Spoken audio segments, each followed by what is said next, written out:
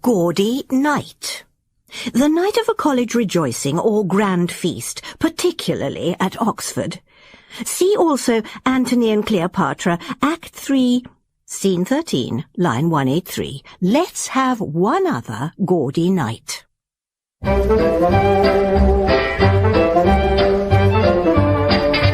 We present Ian Carmichael as Lord Peter Wimsey and Joanna David as Harriet Vane in Gaudy Night by Dorothy L. Sayers.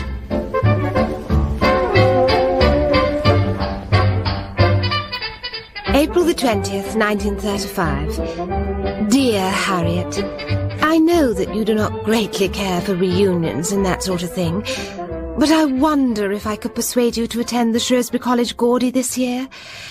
I have to go abroad for a rather urgent operation, and it might be some time before the chance comes my way again. Mary Stokes, pretty and dainty, the social centre of her year, had been a most unlikely friend for me at Oxford, where I was gawky and awkward, and anything but generally popular. Oxford. Mary had never missed a college reunion or a Gaudy. But I'd never gone back, at first because I loved Oxford too much, and a clean break seemed better than a slow wrenching away, and then because I was wholly occupied earning my own living. And then... Prisoner at the bar. How do you plead? Guilty or not guilty? What would the women of Shrewsbury College say to me, who had taken a first in English and who had gone to London to write mystery novels, to live with a man I wasn't married to, and to be put on trial for killing him, and to be saved from the gallows by Lord Peter Wimsey? I happened to hear about the case and all that, and I thought there might be something I could do, don't you know? Oh, be damned to what they'll think I'll go. Nothing could be worse than I've been hurt already. I'll have to find my M.A. hood. What on earth did I do with it? I haven't set eyes on it since I took my degree, but I know I kept it. At least I could arrive in Oxford in my own little car, but I still felt a wave of apprehension as I crossed Magdalen Bridge, the iron hand of the past grasping at my entrails. You're in the Burley building, Miss Vane. Second floor. Thank you, Paget. Good to see you back here, Miss Vane. I dreaded meeting anyone I knew. I was in no mood for reminiscent gossiping. I bathed, put on a black frock that seemed suitably sober for the occasion, pulled my M.A. gown round my shoulders and adjusted its hood of crimson silk. At any rate, they can't take this away.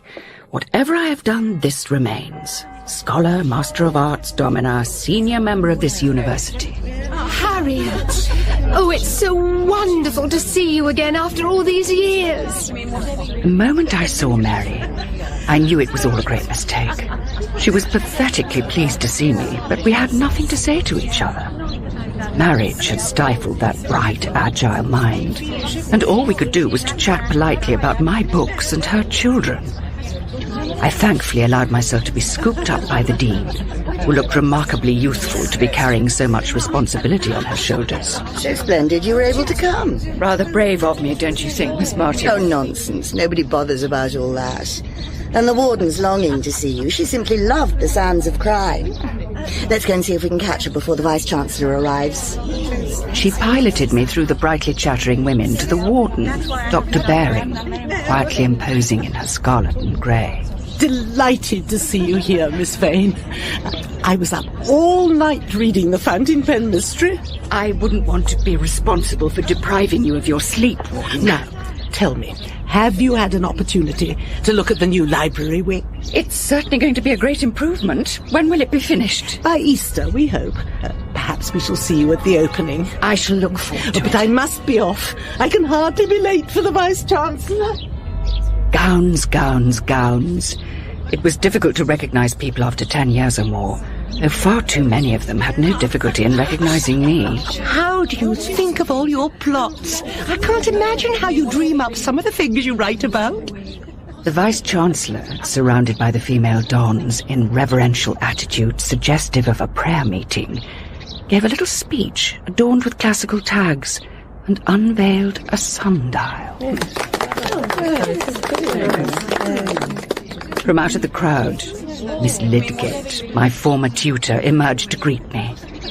It always seemed to me that, as any student of literature must, she knew all of the sins of the world by name, but it was doubtful whether she recognized them when she met them in real life. You really must come and see me on Sunday morning. It is so heartening to find someone who keeps up a scholarly standard of English, even in writing mystery fiction. Mr. Vine is also a fervent admirer of yours. I don't think I recall a Miss Devine. Oh, how silly of me. You can't possibly know her. She's our new research fellow. I remember the name now. Wasn't she head of one of the big provincial colleges? Yes, she was provost of Flamborough for 3 years. But it really wasn't her kind of thing, too much administration. It wore her out. But come and meet her. She's been cornered by that frightful Miss Gubbins. Miss Devine's iron-grey locks were supported by a forest of hairpins, which gave her something of the air of the White Queen. Dear me, what a very uninspired young woman Miss Gubbins is. She seems to think I should have torn Mr. Winterleg to pieces for a trifling error in his book on the Earl of Essex. But I sensed that hers was a mind as immovable as granite. It's a great mistake to see one's own subject out of proportion to its background. The error should be corrected, of course. Mr. Vine, I've brought along somebody I know you're anxious to meet. This is Miss Vane. Oh, how delightful. Oh, do let me say how much I enjoyed your last book.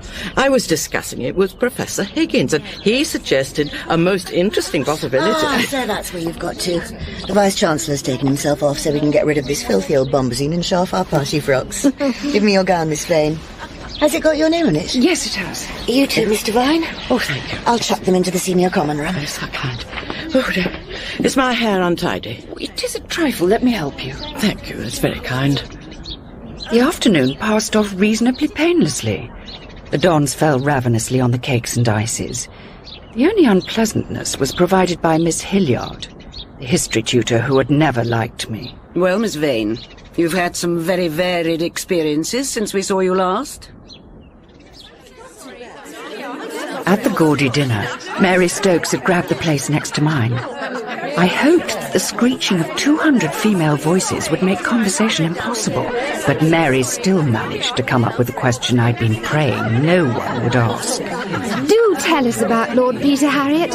What is it really like? Seeing that he got me out of prison and probably saved me from being hanged, I'm naturally bound to find him delightful.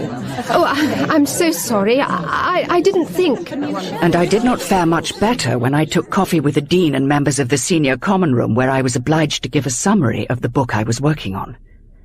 A fellow, who answered to the name of Miss Barton and who seemed rather obsessed with criminal reform, pounced upon me before I had a chance to finish.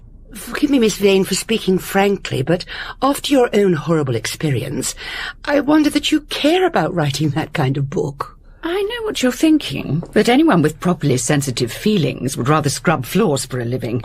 But I should scrub floors very badly, and I write detective stories rather well. I don't see why proper feelings should prevent me doing my proper job. Oh, but surely you must feel that terrible crimes ought to be taken seriously, and not just made into an intellectual game. I mean, this Peter Wimsey... And suddenly everyone, the Dean included, began to ask me questions about Peter, and I was hard-pressed to keep my temper. Fortunately, from the far end of the room, the bursar raised the subject of the college drains, on which all the fellows seemed to have something to say, and it was soon time to retire. Mr. Vine insisted on walking back with me to Burley Building. Miss Vane, I admired you for speaking as you did tonight. I imagine you come across a number of people who have very decided views about what you ought to feel about your very unpleasant experiences. It is fatal to pay the smallest attention to them. Yes, but everything begins to take on such a different aspect here in Oxford. Should I really be churning out trivial detective stories or devoting myself to some form of academic study? How is one to know which things are really of overmastering importance? We can only know that when they've overmastered us. Good night. And she vanished with her long stooping stride beneath the hall archway. I was too restless to go to bed, and for some minutes I paced to and fro in the quad. My eye was caught by a sheet of paper fluttering across the grass. I caught it up and took it inside to look at it in the light. It was a childish drawing of a naked female figure inflicting savage and humiliating outrage upon someone in a cap and gown. A nasty, dirty and lunatic scribble. There was only one proper fate for such a thing.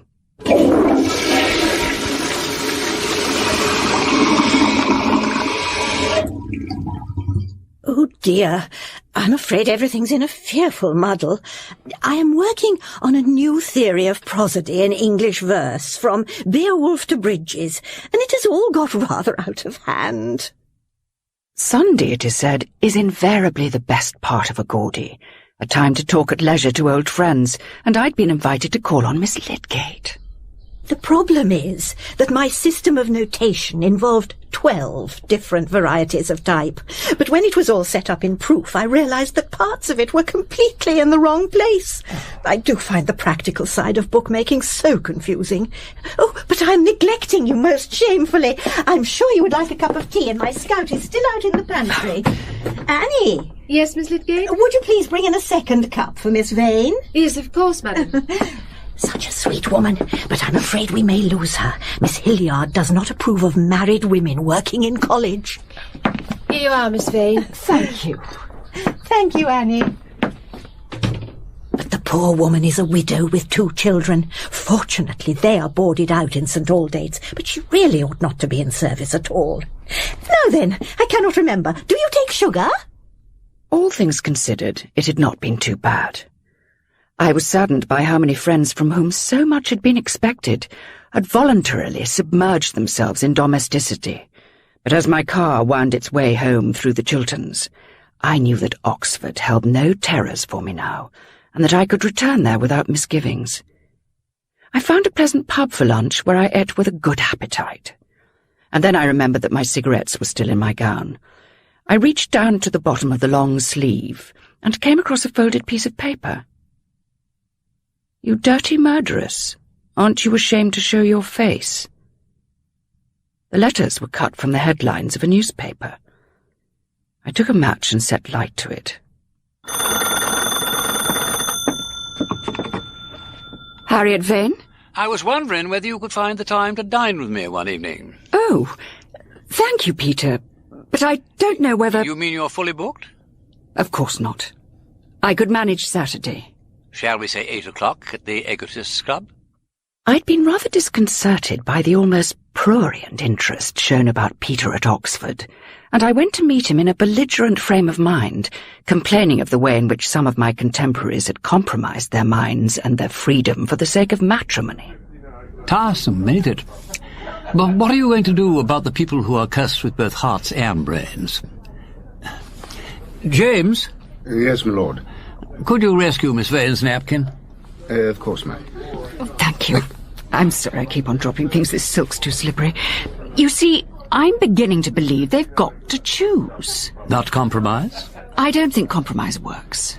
That I should live to hear any person of English blood blaspheme against compromise. What's the matter? Is your napkin gone again? No, it's my bag this time. It's under your left foot. In view of the fact that I've got 2 cracked ribs, I'd rather not try to pick it up myself. Once I get down, I shall probably never get up again. Why on earth didn't you say so before, instead of sitting there like a martyr? How did you manage to do it? I fell off a wall in a most inartistic manner. There was a plug ugly on the other side with a gun. It wasn't so much as the wall as the wheelbarrow at the bottom. How beastly for you. What became of the bloke with the gun? I'm afraid personal complications won't trouble him any longer. Well, I'm very glad it wasn't the other way round. How good of you to say so. That shows how hard it is even for the most powerful brain to be completely heartless.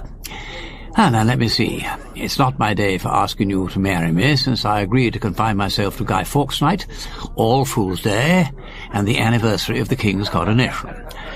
So we'll have coffee in the smoking room, if you don't mind.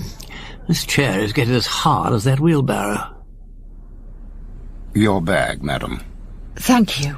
2 old brandies, if you please, James. Very good, my lord. This postcard was found under the table in the dining room, madam. Thank you. I must have stuffed it down the side of my bag before I came out. What is it? Nothing. Anonymous dirt, I take it. But all the Philip Boyes business was ages ago. Do you still get much of that kind of thing? Oh, not so often now. I found one stuffed down the sleeve of my gown in Oxford, and this card was in this morning's post. I only wish I'd looked at it before I got here. May I see it? ask your boyfriend with the title if he likes arsenic in his soup. What did you give him to get you off? God, what muck. So that's what I'm letting you in for. It doesn't matter. You can't do anything about it. I might have had the consideration not to expose you to it all for the past 5 years by hanging round your neck like the old man of the sea. Heaven knows you've tried hard enough to get rid of me. You'd have been perfectly justified in telling me that I was making life impossible for you. Should I? Do you expect me to tell you that you were compromising my reputation when I had none to lose? To point out that you'd saved me from the gallows, thank you very much, but left me in the pillory? I see. The plain fact is that all I'm doing is to make life a little more bitter for you. It was generous of you not to say so. I'll admit defeat and say goodbye. Your brandies, my lord. Thank you, James. Well, don't look so tragic about it, Harriet. Your coffee's getting cold. Peter, I came here tonight with the firm intention of telling you to chuck it. But I'm damned if I'll have you wiped out by plug-uglies wielding guns or by anonymous letter-writers. Harriet, give me your hand and we'll fight on till we drop. No, none of that. You can't cry in this club. If you disgrace me like this, I'll get into a row with the committee. They'll probably close the ladies' rooms altogether. I'm sorry, Peter. And don't put sugar in my coffee. Months drifted by. I heard nothing from Shrewsbury College, though there was an item in one of the dailies about a bonfire of students' gowns in the quad. And then 3 weeks before the end of the Hilary term, I had a letter from the Dean. My dear Miss Vane, I am writing to ask you whether you will be able to get up to Oxford for the opening of the new library wing on March the 1st. We are particularly anxious, I am speaking for the warden and myself, that you should come because we would be glad to have your advice about a most unpleasant thing that has been happening here. The fact is, we are being victimized by a cross between a poltergeist and a poison pen. So if you could possibly snatch time to give us the benefit of your experience... The benefit of my experience? An instance of unworldly tactlessness. Calling in a specialist rather as one would call in someone to unblock the drains. But my curiosity was aroused and we met for lunch at the Women's University Club. Anonymous letters. Perfectly beastly, some of them. Either sent through the post or dropped in at the box in the lodge. Some have been pushed onto people's doors at night, so it looks as though it must be someone in college. But how are they written? They're mostly done by pasting together bits out of newspapers. Are they merely obscene, or are they abusive and threatening? All three, but mostly threatening. Anything from public exposure to the gallows. And when did you get the first one? The first one I definitely know about was sent to Miss Devine in the Michaelmas term. It was her first term here, and of course we thought it must be someone who had a grudge against her. But several people got them shortly afterwards, and we decided it couldn't be that. And this poltergeist you mentioned, what was all that about? Well, you probably read about the bonfire of undergraduate gowns in the quad. We thought it was just a rag at first, but now we're not so sure. But the real outrage is the attack on Miss Lidgett's English prosody. You saw some of it when you came for the Gaudy, a really colossal work. Well, it's been defaced and heavily obliterated. Some portions of it virtually destroyed. She was practically in tears. And the alarming thing is that it looks as if someone in college must be responsible. And we're so terrified about next week with Lord Oakapple coming to open the library. Suppose someone sends him a poison pen letter. You can see why we would be so grateful if you could come. I drove into Oxford on the day before the inauguration of the library. The warden had called a meeting of the members of the senior common room in her office, apparently for my benefit. On the table are all the scraps of evidence we have been able to assemble. The letters, 15 in all, some highly obscene drawings, mostly pushed under doors, and the distressingly mutilated remains of Miss Lidgett's English prosody. Perhaps, Miss Hilliard, you would be so good as to explain the circumstances of its disappearance? Miss Lidgett had asked me to go through the manuscript to verify certain historical allusions. On the Saturday morning, I took the pages up to the old library, worked there for some time, I was alone in there, and then went off to lunch, leaving them on the table. When I returned, they'd disappeared. I thought at first Miss Lydgate had taken them to make a few more additions. But I was in London. There was a book I needed to consult in the British Museum. And on the Monday morning, the pages were found spread over the floor of the senior common room. Every single page had been defaced with thick copying ink, and the most obscene things had been scrawled on them.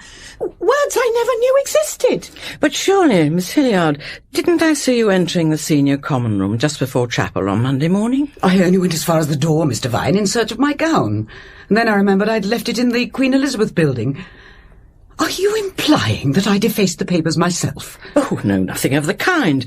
But if you had gone in and seen the papers, it would have provided a terminus quo. Or, alternatively, ad quem for the investigation. And that, apart from a large bottle of copying ink which had been stolen from the office of the college secretary, was all the material evidence available, apart from some scribblings on the wall of the lavatories which had been promptly effaced. Since nothing has come to light to suggest any incidents before the beginning of the October term, our suspicions have naturally been focused on the first-year students, although there is no evidence to support I'm them. afraid, Warden, that I am in a position to rule out the first year, and in fact the majority of the students altogether. You see, this whole business began much earlier than you think, at the Gaudy, when most undergraduates had gone down. Could you explain what you mean by that, Miss Vane? And so, with some misgivings, I told how I had found the obscene drawing left on the grass of the quad after the Gaudy dinner, and of the poison pen letter which had been stuffed down the sleeve of my gown while it was in the senior common room. Thank you, Miss Vane. I am extremely sorry that you should have had so unpleasant an experience. But your information, of course, narrows down the field a great deal. If the culprit is someone who attended the Gaudy, it must have been either one of the very few students who were still in college awaiting their vivas, or one of ourselves. Oh, surely it is far more likely that it is one of the scouts.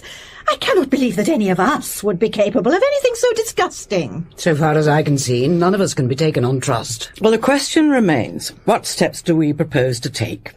We have asked Miss Vane's advice, and it seems to me that some private person should lend us assistance. You mean we should call in a team of private detectives to snoop about the college? That's preposterous. If I may make a suggestion, I propose that the evidence should be handed over to Miss Vane, since she is the only person who cannot possibly come under suspicion. Perhaps she would care to sleep on the matter and make us a report in the morning. And so the meeting broke up, but it was all too evident that my own involvement in the affair was not altogether welcome. You have contrived to cast the apple of discord among us with a vengeance. However, as you are so well accustomed to the receipt of anonymous communications, you are no doubt the fittest person to handle the situation. In my case, Miss Hilliard, I only got what was to some extent deserved. But this is a very different matter. Miss Lydgate's English prosody could offend nobody. Except some of the men whose theory she has attacked. However, unfortunately, circumstances seem to exclude the male sex from the scope of your inquiry. If one was looking for a twisted mind, Miss Hilliard's was more than a little warped. And what evidence was there that she had ever left Miss Lydgate's manuscript in the old library at all? How kind of you to bring back my poor proofs. But I'm afraid they're not much use to me. I shall simply have to try to reconstruct the whole thing from my rough notes. Could I help you out at all? I'd gladly stay up for a week or two if it would do any good. Oh, would you? Oh, how very kind. I cannot tell you what a tremendous help it would be. But would it not be trespassing on your own valuable time? In fact, it served my purpose very well. If I were to pursue my investigation at Shrewsbury, Miss Lydgate's proofs would provide a very convenient excuse for staying on. The Dean had suggested that I slept on the problem, but sleep simply would not come that night. At 3 o'clock, I gave up altogether, got out of bed and sat at the window. I might as well keep an eye open for the figure of poison pen creeping across the quad. There was no moon, and nothing to be seen. Not even a late essay writer burning the midnight oil. But there was a light, A narrow band of light splitting from top to bottom one of the long windows of the new library. Should I investigate on my own? Or wake up someone else? I made my way across to the main block, fumbling for the light switch.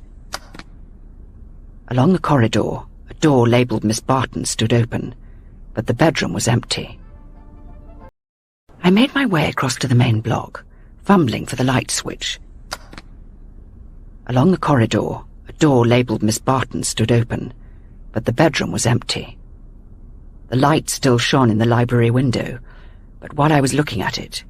Oh, Miss Barton, I was looking for you. I saw a light in the new library. So did I. I've just been over to investigate. The door's locked. If you'll wait here and keep an eye open, I'll try to get in by one of the ground floor windows. I waited there in the darkness, and after what seemed like an eternity, Miss Barton reappeared. There's nobody in there. The key's gone, and there's the most frightful mess. Come and look. You'll have to climb in through the window. I had to break it open. Oh, my God! That's torn it. Whoever it is has made a very thorough job of it. All the books had been dragged from the shelves and thrown on the floor. The pictures had been torn down, and the blank walls had been decorated with a frieze of grossly obscene drawings and inscriptions in foul language a foot high. A fine sight to greet the eyes of Lord Oakapple. He's officially opening the library in 8 hours' time. What the devil are we going to do? Miss Barton went off to find the Dean. I noticed that her dressing gown was covered in paint, but she may have got it climbing in over the newly decorated radiator. Whoever had done this thing must have paint all over them, but I could hardly search the whole college. It would cause a terrific scandal. Mercy. What fools we were not to expect it. Of course it was the obvious thing to do, and if you hadn't spotted it, we wouldn't have found out until the Chancellor was on the doorstep. What would you advise? My first reaction is turpentine, and the second is Paget. My dear, you're perfectly right. Run over and get him. And then could you wake Miss Burrows? Fortunately, I have a spare key, the one made for Lord Oakapple's ceremonial opening. The Dean is sorry to say, Paget, that somebody has been playing very disagreeable tricks in the new library. Have they indeed, miss? The whole place has been turned upside down, and some very vulgar words and pictures scrawled on the walls. Very unfortunate, miss, that is. It will all have to be cleaned off before the Chancellor arrives. Do you think you can manage it, Paget? You leave it to me, miss. Miss Burrows seemed more annoyed that all the books would have to be put back on the shelves than outraged by the vandalising of the library. There was a strong smell of turps in her room, which she accounted for by having to wash paint off her hands when she'd been clearing up in the afternoon. Surely she could not have been responsible for the attack herself. But nothing and no one could be ruled out. Even Miss Lydgate might deliberately have destroyed her own papers to divert suspicion. Paget has worked wonders. You'd hardly notice that anything untoward had ever happened. Fortunately, the Chancellor is very short-sighted. Will you be joining us all for lunch? No, I think I'd better remain on the library balcony to keep an eye open for any further mischief. A very wise precaution. I will arrange for Annie to bring you up a plateful of sandwiches. How are your little girls getting on, Annie? Oh, they're doing splendidly, madam. Oxford suits them, after living in a manufacturing town where we were before. And do you enjoy working here? It's all right. But some of those ladies are a bit queer. I always think of what it says in the Bible about much learning hath made thee mad. What do you mean by that, Annie? Well, you may have heard about rude words being written on the walls and nasty anonymous letters going round. Well, you'll find, madam, they've all happened since a certain person came into college. What person? One of those learned ladies, madam. You write detective stories, don't you, madam? Well, you'll find something in that lady's past. You may be sure of it. There couldn't be much doubt whom she was talking about. Miss Devine. Rather eccentric, perhaps, but she did not look mad in the way that Poison Pen was mad. However, I could not rule her out. That evening the warden asked me to call on her. We are all very grateful to you, Miss Vane, for rescuing us from what could have been a highly embarrassing situation. But how are we to make doubly sure that something of this kind does not happen again? I must make it clear that there can be no question of calling in the police. That would only result in ill-informed gossip. And even after all these years, there are those in this university who do not look kindly on the women's colleges. Then I'm afraid the only solution is to call in a private detective agency. I cannot think that would be very desirable. The college is a closed world, and intruders would not be received very sympathetically.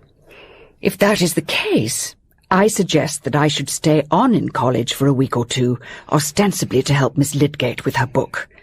I could then carry out a few investigations and keep a watchful eye on things. That is a very generous offer. We shall all be considerably in your debt.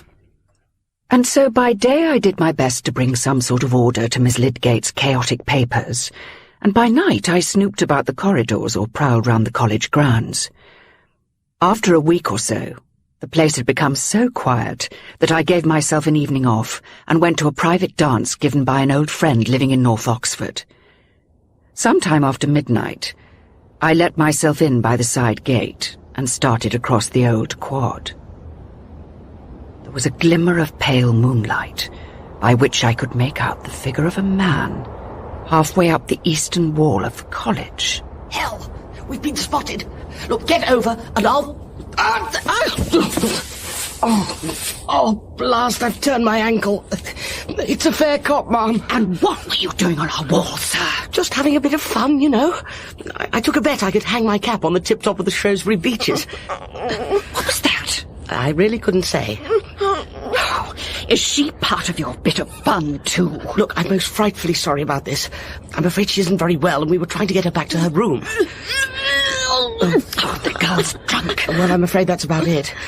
There was a party in my friend's rooms, and when we realized she was a bit under the weather, we thought we'd better give her a hand. I wouldn't want her to get into trouble or anything. As a matter of fact, you've been extraordinarily lucky. I'm not one of the dons. I'm simply staying in college. Thank God for that. Do you happen to know where this little fool's room is? Well, as a matter of fact, I do.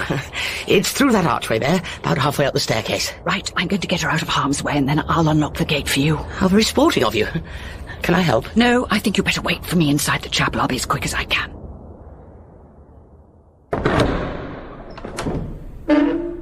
Is that you? I mean... Yes. She'll be all right for the time being. What's the matter? I don't think you're going to like this much. Oh! It's not as bad as it looks. Just an old bolster rigged out in a cap and gown and an old black dress. Strung up with a knife stuck into it. Morbid sort of imagination these girls have got, haven't they? There's a note attached to the knife. Tristius haud illis monstrum nec saevia ulo pestis et ira. I'm afraid I'm a bit rusty on the classics. No viler monstrosity than they. No pest more atrocious did ever the wrath of God conjure up out of hell's swamp. Bird-bodied, girl-faced things they are. Abominable their droppings, their hands are talons. Their faces haggard with hunger. Insatiable. Well, that certainly means the scouts are out of it. I don't imagine they can have a close acquaintance with the third book of the Enyd. Have you been able to ascertain where everyone was at the time? I've checked the members of SCR. They all have alibis, none of them very watertight. And no one can identify the black dress. It's certainly never been seen in college. I happened to look out of my window shortly after 12.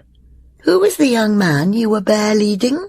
As Sherlock Holmes said on another occasion, I think we should ask for an amnesty in that direction. But I suggest a row of revolving spikes along the wall of the Fellows' garden. Point taken. I'll have a quiet word with the bursar. I felt the need of a soothing influence, and in the afternoon I went to the service in Christchurch. Afterwards, as I was setting back across Tom Quad... Good Lord! If it isn't my guardian angel from last night. Found any more corpses in chapel? I haven't dared to look. But aren't you... I couldn't really see your face last night. Are you related to Peter Wimsey? He's my uncle. Gerald St. George, at your service. Am I rather like him, then? Yes, very like in some ways. He'd come in uncommonly handy at the moment. You don't happen to know where he is? He's in Rome, I believe. Oh, Lord. That means a letter. And the family charm doesn't go over so well in black and white. Do I gather you anticipate an appeal to Uncle Peter's finer feelings? That's about it. Of course, if the worst comes to the worst, I could always threaten to cut my throat, and then there'd be only the governor between Uncle Peter becoming the next Duke of Denver, and he wouldn't care for that a bit. No more bachelor nights in the Piccadilly flat, no more pretty Viennese singers. By the way, may I know whom I have the honour to thank for getting me out of last night's little escapade? My name is Harriet Vane. My God, what have I done? If Uncle Peter ever hears about this, I shall have to cut my throat. It's my fault. I should have warned you. Look here, for God's sake, forget all that rot about Viennese singers. I mean, it was 6 years ago at least. Look, let me make amends. Have lunch with me in my rooms on Friday. I'll lay on a bottle of Niersteiner 23. Say you'll come. I was starting to grow weary of my nightly patrols, and there had not been as much as an obscene drawing on a lavatory wall for 4 nights. But on the 5th, when I was sitting at my window making notes for a possible thesis on Sheridan Le Fanu, my light suddenly went out. I went out into the corridor to find the whole building in darkness. It's the poltergeist! It must be! Someone's pulled the fuse out from under the stairs! There she goes, running across the quad! After her! One by one, the college buildings were plunged into darkness. Everyone was running wildly about. As I crossed New Quad, I ran into the Dean waving her torch. The lights have gone off in the Elizabeth building. Well, that at least gives you an alibi. Let's make for the main staircase. We might be able to cut her off there. But everyone seemed to have the same idea, and the entrance was blocked with a crowd of students. There was Miss Lydgate clutching her proofs to her bosom. Nobody's going to get them this time, even if I die for it. And Paget was standing guard over the fuse box, brandishing a rolling pin. Have you seen what they've done to the fuse boxes? Wrenched open with a chisel they were. But they won't get this one. And when all the lights were switched back on again, every building showed the trail of damage. Books torn up and thrown through the window, broken ink bottles. And all the silver cups had been hurled at the portraits in the hall, and the bust of the Reverend Melchizedek Entwistle smashed to pieces. At least that's something to be grateful for. And in the SCR, someone has written "ha, ha" across the mirror, and a vulgar epithet with which I will not sully my lips. Friday came, but when I arrived at Christchurch for my lunch with Viscount St. George, I was told he had been taken to hospital with a cut head and an injured shoulder, the result of a motor accident. There was a letter for him from Peter in his pigeonhole, which I thought might be important. Sealing wax and the family crest. Uncle Peter at his stuffiest. Shall I open it for you? I wish you would. And will you tell me what it says? What with a bandage over one eye and the other pretty bloodshot, I'm in no shape for reading letters. Any enclosure? No, nothing. How does it begin?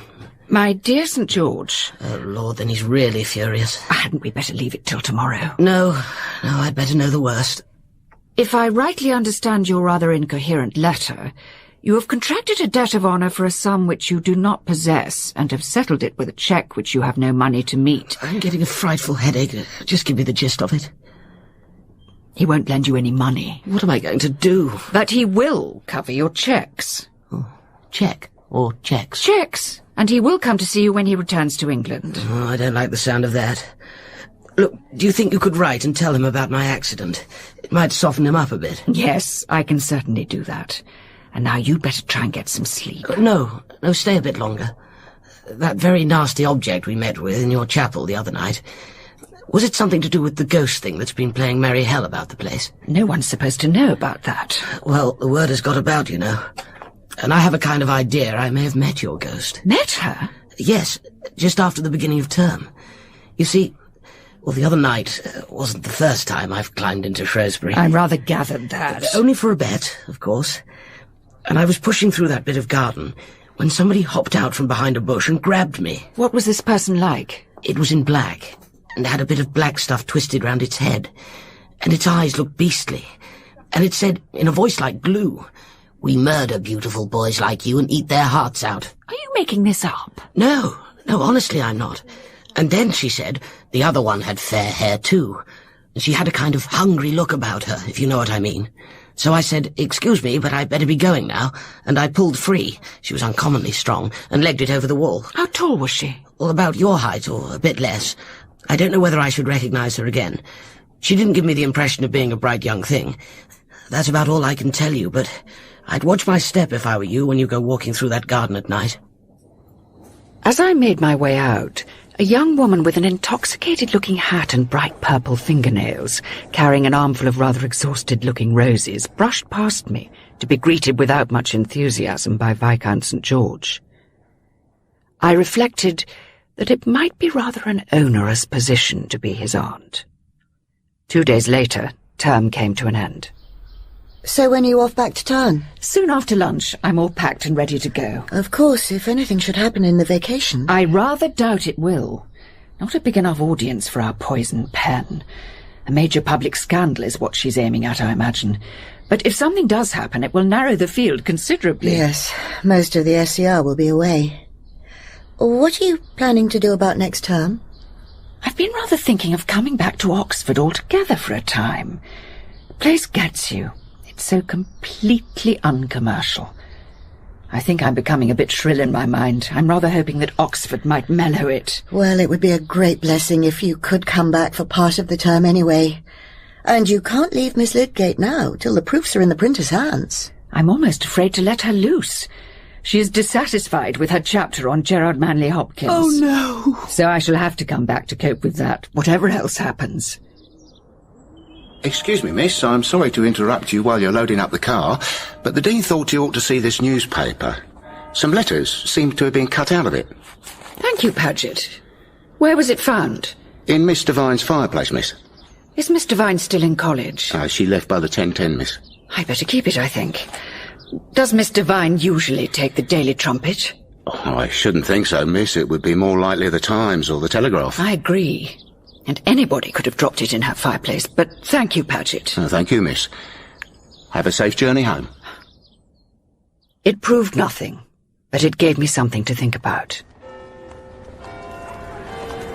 Town seemed empty and uninteresting. I saw my agent and my publisher and signed a contract for serial rights, but my new mystery novel was getting decidedly bogged down. I had 5 suspects, neatly confined in an old watermill with no means of ingress or egress except by a narrow plank bridge, and all provided with motives and plausible alibis for a pleasantly original kind of murder. But I could no longer ignore the fact that human beings were not like that. What you really got was 200 or so people running round a college like frightened rabbits, and in the midst of it all, not a plain, understandable murder, but an unmeaning and inexplicable lunacy.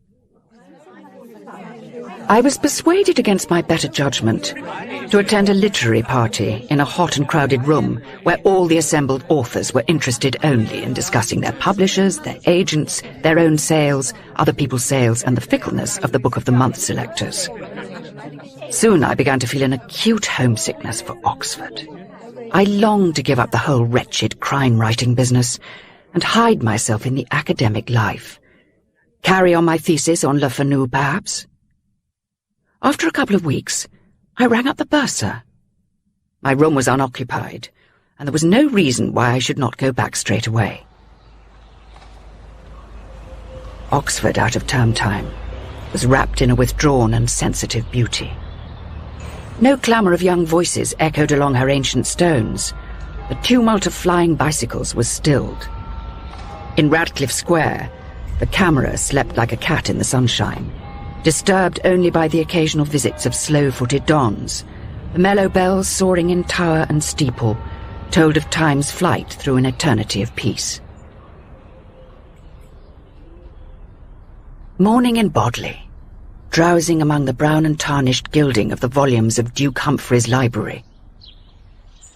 Long afternoons, taking an outrigger up the chair, or if the day were warmer, flicking swiftly in a canoe under Magdalen walls. Then back, with mind relaxed and body stretched and vigorous, to make toast by the fire. And then at night, the lit lamp and the drawn curtain, with the flutter of the turned page and the soft scrape of pen on paper. Now and again, I took up my dossier of the poison pen, but the whole damned problem seemed distant and unimportant. Walking one afternoon across Christchurch Meadow, I encountered 2 small flaxen-haired girls in the charge of a woman who seemed vaguely familiar. It was Annie, strangely unrecognizable without her cap and apron. This one's Beatrice, and this is Carola. Say how do you do to Miss Vane. How do you do, Miss Vane? And what do you both want to do when you grow up? I hope they'll be good wives and mothers, madam. I want a motorcycle and I want to keep a garage. You'll never get a husband, Beatrice, if you mess about in a garage getting all ugly and dirty. I don't need a husband. I'd rather have a motorcycle. She'll find out someday, won't she, madam? All too soon, the Dons began to return. Thank God that's over. I've been having a most tedious time looking after my sister, who's having her first baby, if you please, at the age of 35. Professor Braithwaite has been casting a friendly eye over my prosody, and has very kindly pointed out that I have failed to take account of the spasmodics. But they'd not been in college for more than a couple of hours before a grand old row broke out over the secretary having to stay away to look after her boy, who had measles. I don't see what else you can expect if you give jobs to widows with children. Domestic preoccupations will always take precedence over their work here. Yes, but the children must be fed and clothed and cared for, surely. And Mrs. Goodwin is an excellent secretary. I should be sorry to lose her. The plain fact is that everyone in this place has an inferiority complex about married women and children. For all your talk about careers and independence, you all believe in your hearts that we ought to abase ourselves before any woman who has fulfilled her natural functions. It is natural, I suppose, to feel that married women lead a fuller life. Then let them lead it. But if Mrs. Goodwin can't carry out her duties properly, she should resign. And just remember this. The last time she was away, we had no trouble from anonymous letters and filthy drawings. Bless my heart. She is so prejudiced. I always think it's a very great pity she never married. I should be very sorry for the poor man, I must say.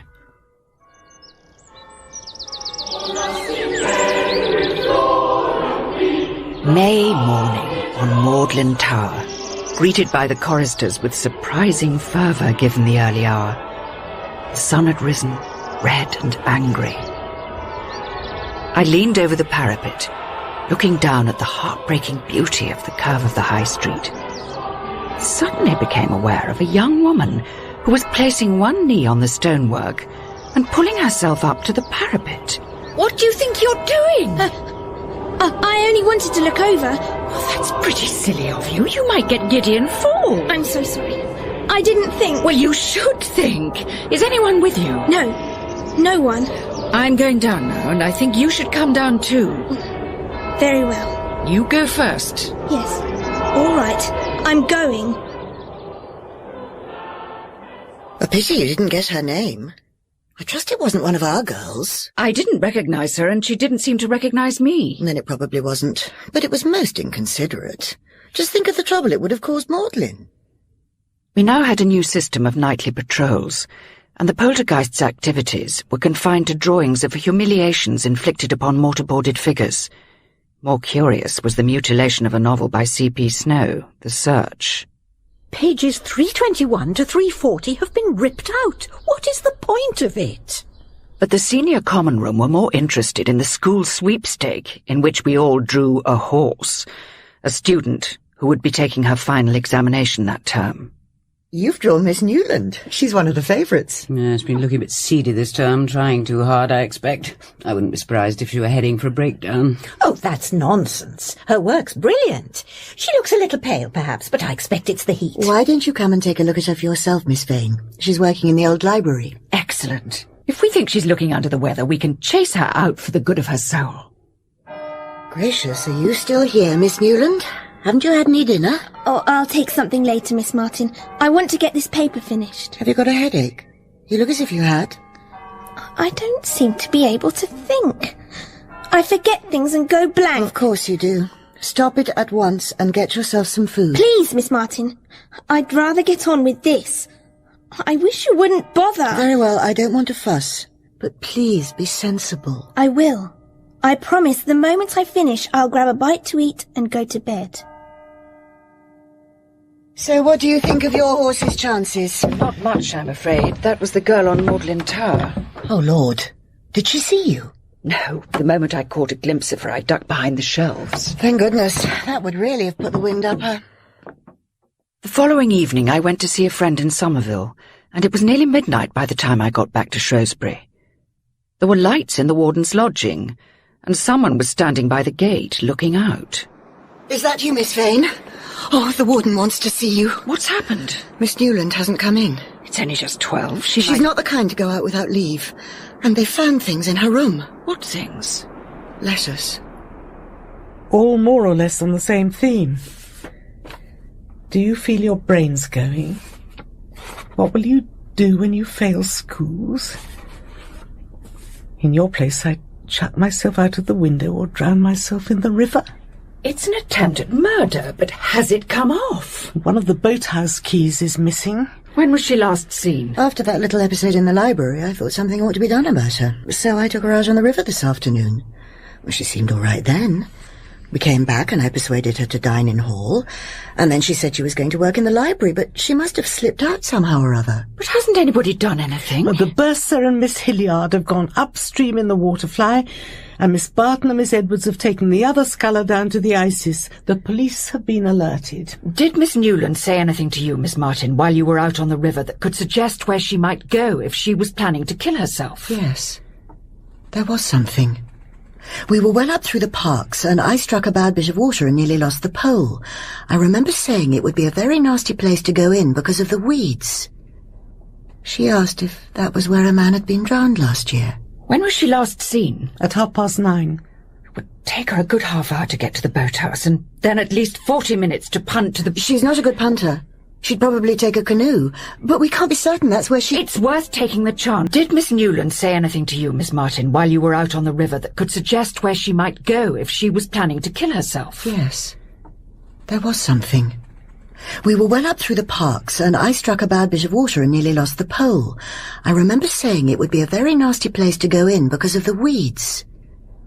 She asked if that was where a man had been drowned. And we'd better get the police to send a constable to rendezvous with us at Tim's boathouse. I will see to that. I shall be thankful for something to do.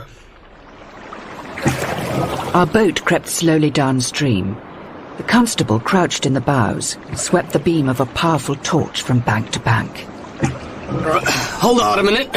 There's something here. No, nothing but a bit of sailing. Ready then? Paddle. Is that the Bursar's boat coming up towards us? Yes, it is. There she is. She's thrown herself in. Paddle like blazes.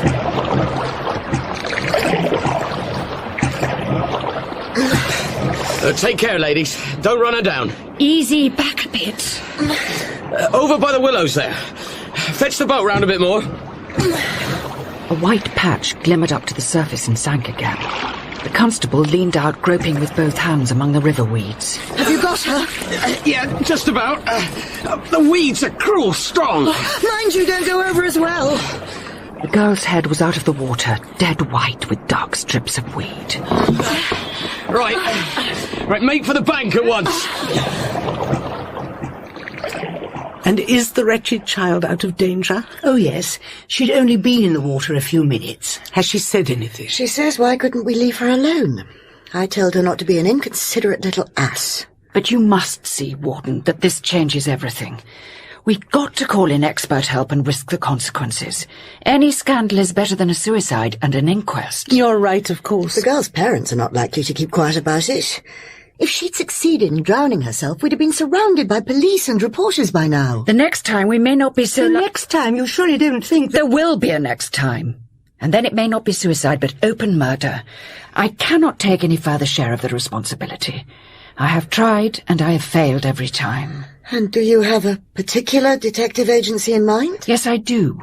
But if anyone has anything better to suggest... We have wasted too much time already. Will you get into communication with these people straight away? I will telephone the head of the firm this morning. But you will use all possible discretion, will you not, Miss Vane? The agency I had in mind was ostensibly a typing bureau, financed by Peter Wimsey, who employed it for some of his more discreet investigations. It was run by a woman who had played a vital part in the case of the murder of which I had stood accused, Kathleen Climpson. I'm afraid that Miss Climpson is absent from town, engaged on a case. Would you care to speak to anyone else? But Miss Climpson was the only member of the firm personally known to me, and I did not like to pour all the horrible details of the affair into the ears of a total stranger. Ah, Miss Vane. I was looking for you. Is something the matter, Mr. Vane? See for yourself. Your turn's coming. Nice to be warned, I suppose. It fell out of one of my books just now. When did you use the book last? Well, that's the curious thing. Miss Hilliard borrowed it last night, and it was returned to me this morning by one of her students. Did you give the book directly into Miss Hilliard's hands? No, I put it into a pigeonhole before Hall. So anybody might have got hold of it? I suppose they could, yes. Could Miss Devine have planted the letter herself? I simply had no idea where to turn for help. I'd said that I would go to the head of the firm, but the real head, the brains behind it, was Peter himself. Should I at least ask for his advice? I'd quite deliberately turned my mind away from him during the past months, sinking myself deeper and deeper into Oxford.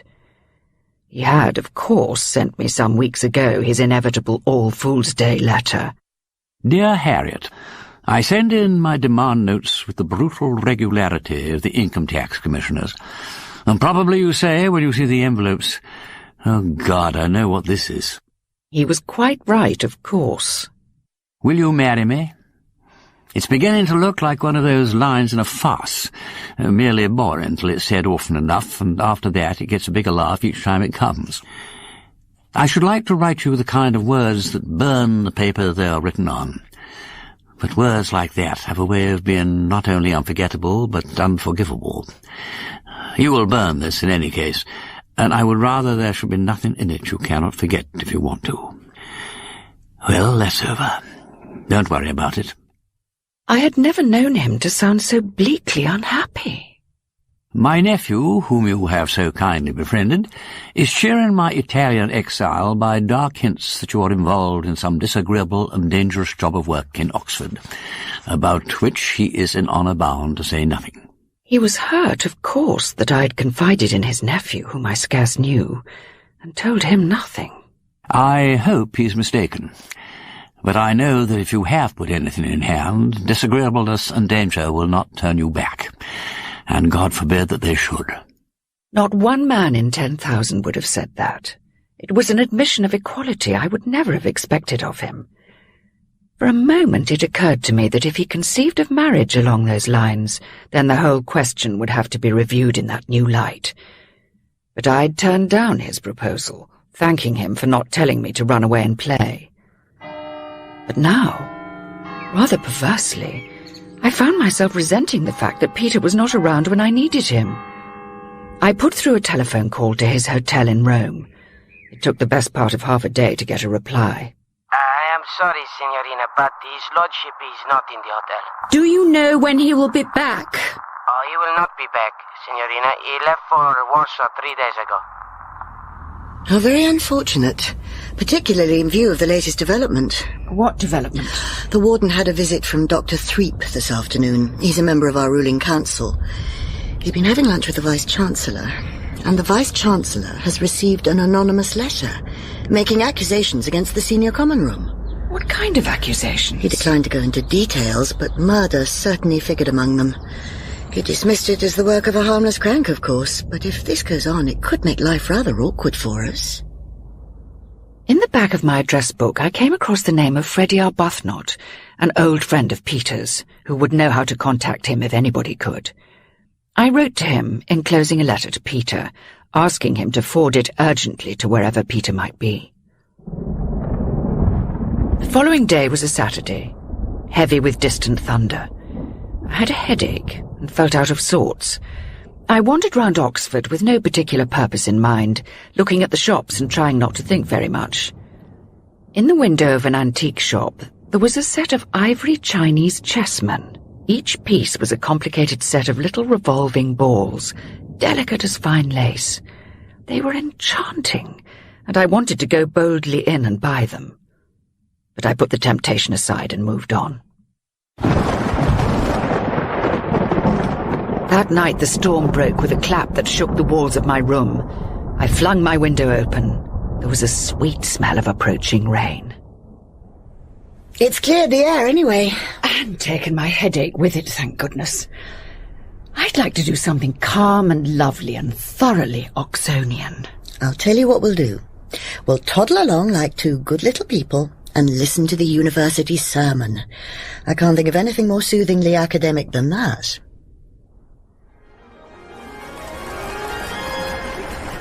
After the service, we walked out into the bright morning. Standing at the corner of Cat Street was a group of dons chattering animatedly.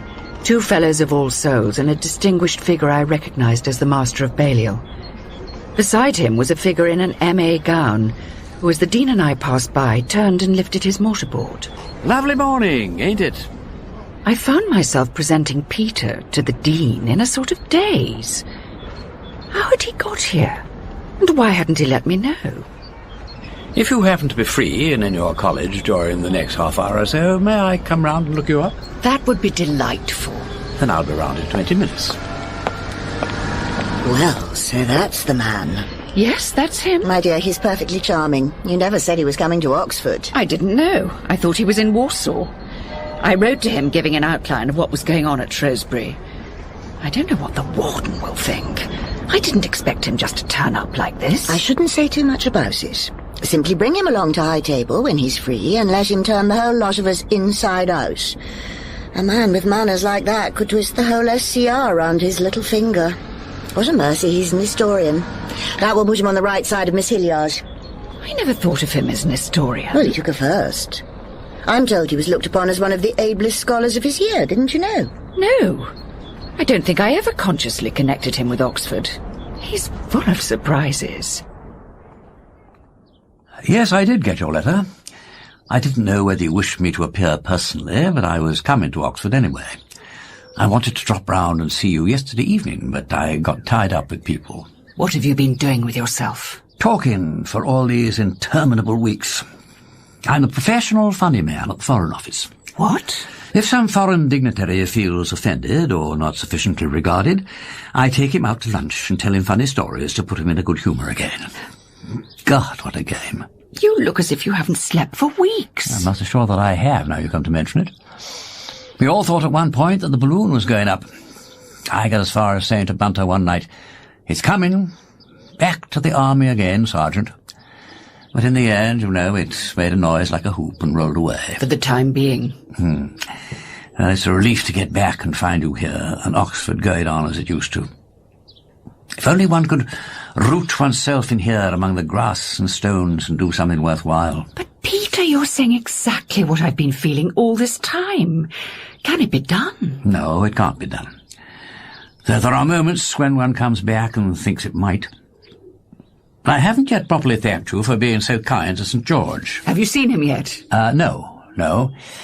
I threaten to descend on him tomorrow and show him a damn disinheriting countenance. He's gone off today with a party of friends. I know what that means. He's getting thoroughly spoilt. Well, you can't wonder he's terribly good-looking. He's a precocious little monkey. Though I can't blame him for that, it runs in the blood. Well, it's characteristic of his impudence that he should have gate-crashed your acquaintance after you have always firmly refused to meet any of my people. I found him for myself, you see. Well, since you've met one member of the family, why don't you come down to Denver and see the place before the new civilization grows on it like the jungle? They'll tell you I don't care a damn for the whole outfits, and I don't know that I do. But I was born there, and I shall be sorry if I live to see the land sold off for ribbon building and the hall turned over to some Hollywood colour-talky king. I've never heard you talk like this before. I didn't realise you cared. Oh, it's very easy for me to care, because I'm not called upon to do a hand's turn in the matter. I don't envy St. George when he inherits it all.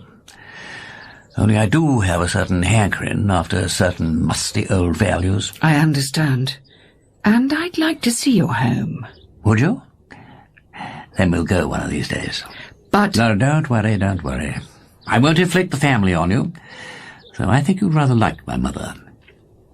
We'll choose a time when they're all away, except a dozen or so harmless dukes in the family vault. Oh, great Scott, look at the time.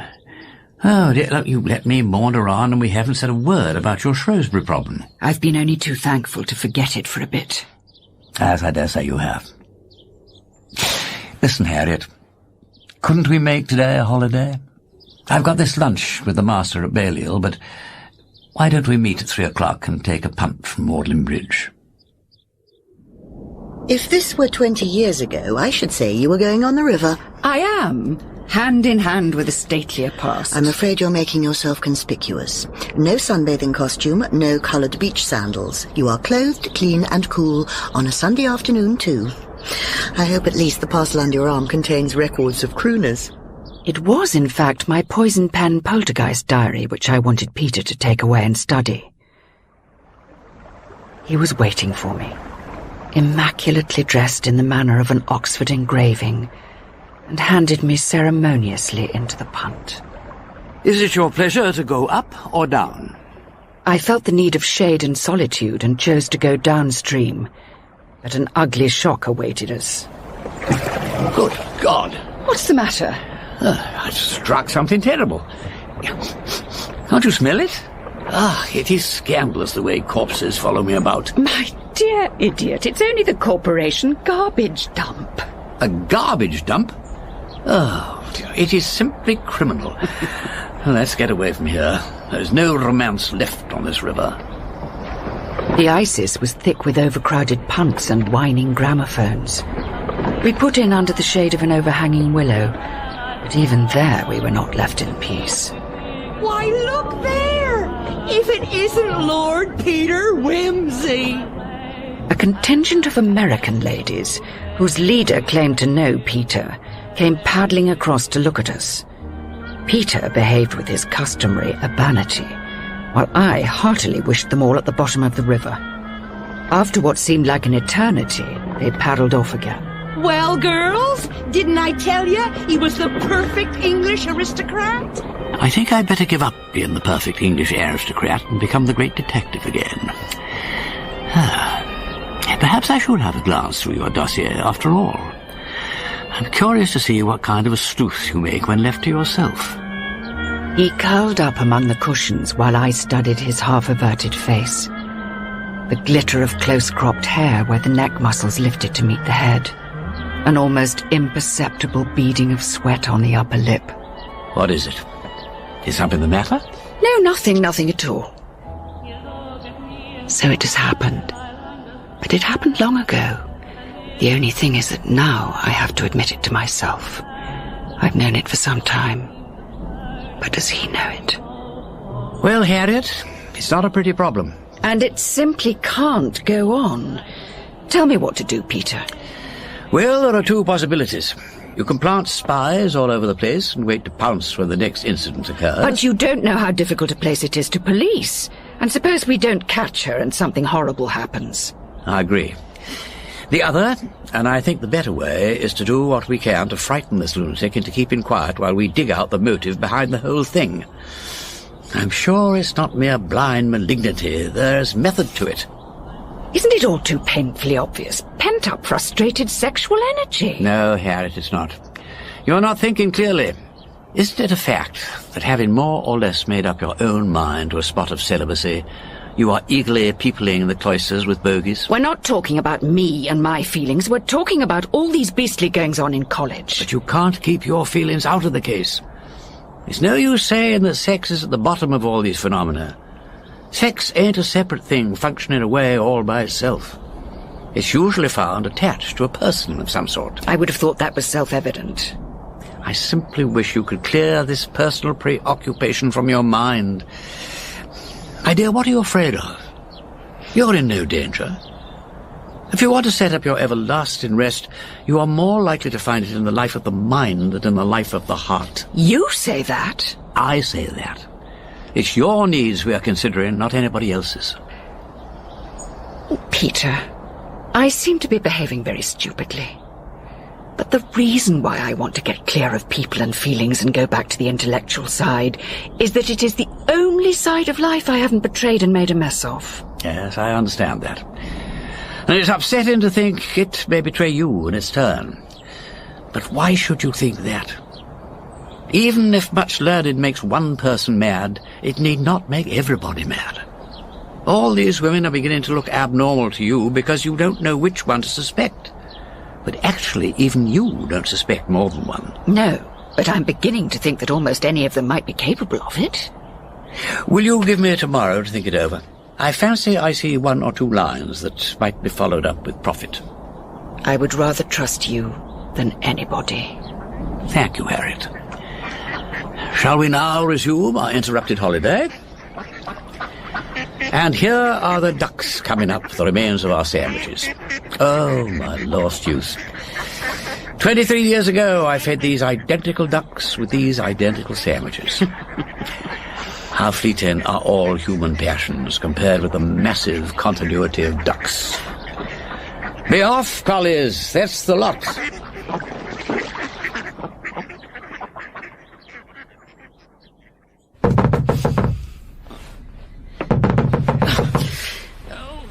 What is it? What's the matter? It's Carrie, madam. Oh, well, come in, for goodness sake. We're sorry to wake you, madam, but the Dean said to come and tell you. Annie and me have been so frightened. We nearly caught it. Caught it? The ghost, or whatever you call it, in the science lecture room, madam. And it's gone off rampaging something horrible. It may be murdering people this very minute. Oh, don't be ridiculous, Carrie. Where is the Dean? Waiting by the door of the science lecture room. She said to fetch you. All right, let's be off, and you can tell me all about it on the way. I was in bed fast asleep and Annie wakes me up and says that... Just a minute. Let Annie tell her part herself. I woke up at about 1:30 and happened to look out of my window, and I saw a light on in the science lecture room and a shadow on the curtain like somebody moving about. But when we got there, the door was locked. But it's got a glass panel, and I looked through and I saw something all in black, crouched over a table. And I tried to see it too, but I must have jogged Annie's elbow against the door because it rattled and the light went out. So I told Carrie to go and fetch the Dean while I kept a lookout. Oh, but here she is. She can tell me the rest herself. I'm sorry to have dragged you out. Our friend's got away, I'm afraid. The darkroom window's open. She must have climbed through. So what do we do now, Mr. Holmes? I didn't want to go in through the darkroom window for fear of disturbing any evidence, so I smashed the panel of the door, wrapped a scarf round my hand and turned the key. I knocked the light switch on with my torch. There's a newspaper and a paste pot on the table. And a box of cut-out letters. This must be where she does it. It seems unnecessarily public. Why can't she do it in her own room? Did you get a look at her face when you peeped in, Annie? No, madam, not to recognise. She was wearing some black thing and was sitting with her back to the door. I think you and Carrie may as well go back to bed. The Dean and I will see to the rest. Yes, madam. Good night, madam. Good night, madam. Good night. Good night. So, what do we do now? I'll lock the door and remove the key. I'd rather like a second opinion. Your exquisite gentleman? I think we'd better have him round here as soon as decency permits. We haven't been able to come up with much in the fingerprint line, I'm afraid, and Bunter has been all over the floor on his hands and knees. It's shockingly bad for one's trousers. And he came up with these long black hairpins. No, they're not mine. I use bronze ones. So does Miss Lydgate, I think. I know who uses black ones like this. I once had the pleasure of sticking them in for her. Mr. Vine! Of course! So like the White Queen, dropping pins all over the place. But why should she come in here? She never consults scientific texts. She was still working in her room when I came across here last night. Did you see her? No, I only meant that her reading lamp was on. Which doesn't exactly establish an alibi. By the way, did you notice that the letter on the table was addressed to you? Take a look. You needn't think you'll get me. You make me laugh, you... At which point, presumably, she was disturbed.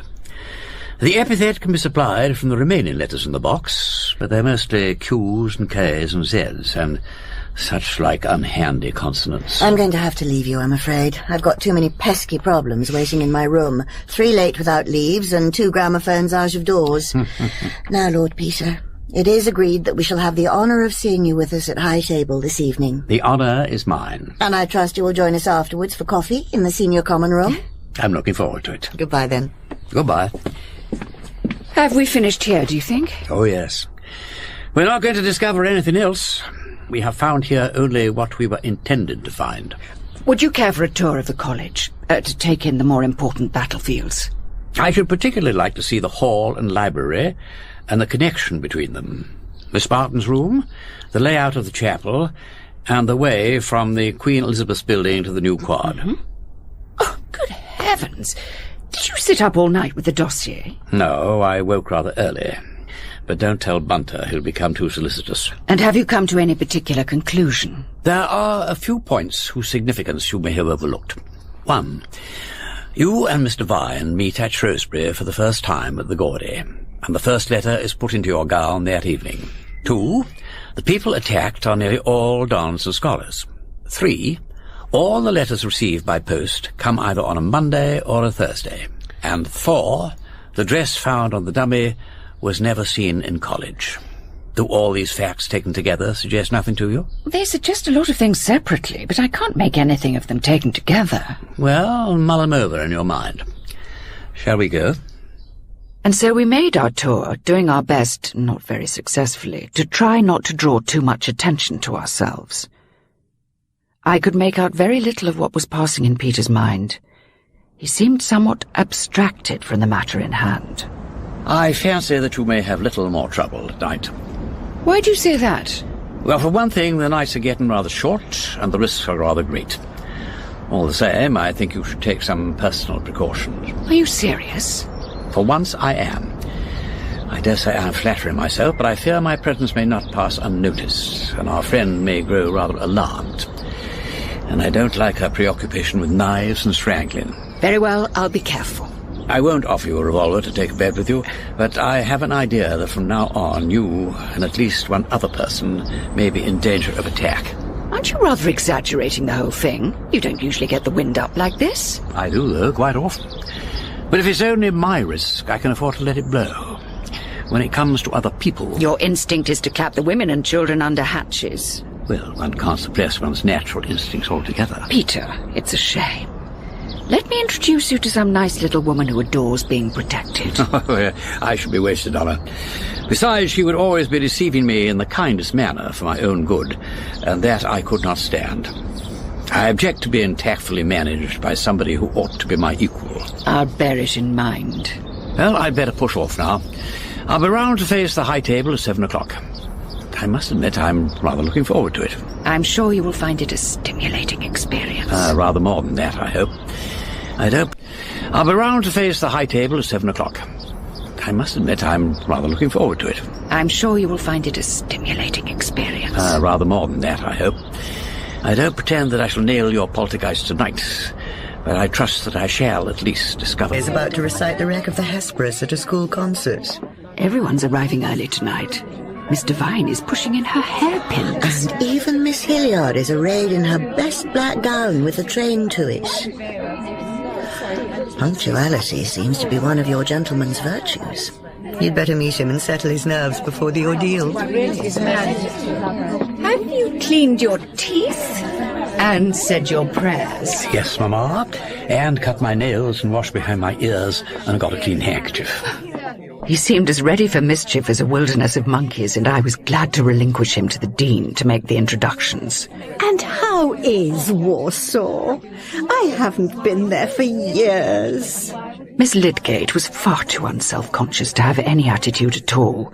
Miss Hilliard looked deeply suspicious, but Peter was more than equal to the task.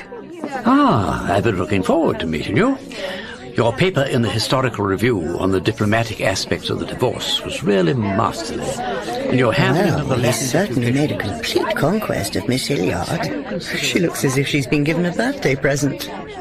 She's even introducing him to Mr. Vine. Her back hair's coming down again. A sure sign of pleasure and excitement. Here comes the warden. We shall have to separate them. He's got to take the warden into dinner. All's well. She's collared him. The firm assertion of the royal prerogative. In hall, I was placed between Miss Hilliard and Miss Barton, and since neither had anything particular to say to me, I was able to observe the warden's determination to size up Peter, and his diplomatically veiled determination to size up her. But probably you're not interested in all this question of women's education. Is it still a question in Oxford? I had hoped I'd return to civilization. They manoeuvred their way through the question of college endowments, the philosophy of Plato, I fear that philosophy is a closed book to me, as music is to the tone-deaf. A very apt analogy. As it happens, I am tone-deaf myself. Eventually, the warden collected the high table with her eye, rose and made a stately exit. As we moved to assemble for coffee in the senior common room, I realized how queer the whole situation was. I felt that Peter was some dangerous alien, and that I was on the side of the women who were welcoming the Inquisitor among them. I felt exactly like Judas. Feeling Judas is part of the job. It's no work for a gentleman. Shall we wash our hands like Pilate and be thoroughly respectable? No, we're in for it now. We'll be degraded together. Oh, that will be nice. I slid my hand under his arm and I thought, he and I belong to the same world, and all these others are the aliens. We'd better go in. What do you want me to do? Chuck the ball back to me if it runs out of the circle. Just exercise your devastating talent for keeping to the point and speaking the truth. That sounds easy. It is for you. That's what I love you for, didn't you know? Coffee was already on the table, and the senior common room gathered about it and then divided into groups. But one by one the spurts of conversation faded and died, leaving Peter's voice floating like a solo instrument. The execution of the guilty is unpleasant, but not nearly so disturbing as the slaughter of the innocents. To take one example, I happened to find out that a young woman had murdered an old one for her money. Well, it didn't matter much, the old woman was dying in any case. But as soon as I began to meddle, the girl set to cover her tracks, and 2 other innocent people were killed. You're suggesting that they were sacrificed to a social principle? To Lord Peter's social principles, at any rate. You can't carry through any principle without doing violence to somebody. What is important is to establish the facts. Oh, but surely one cannot simply brush aside the question of personal loyalties. And so the discussion was fairly launched, with feelings running high on both sides. Of course, if you think that private loyalty should come before loyalty to one's job. With Peter always contriving to steer the talk back in the direction he wished it to take. But the question is not always as simple as one might suppose. How about the artist of genius who has to choose between letting his family starve and painting potboilers to keep them? He's no business to have a wife and family. It would be perfectly immoral for him to turn out bad pictures. I don't see that a few bad pictures would matter one way or another. Of course they matter. If you can't agree about a painter, why not make it a scientist? There are certainly questions of principle there. Somebody wrote a novel called The Search. C.P. Snow. It's funny you should mention it. That was the book that was vandalized. That's probably why it came into my mind. I've never read the book.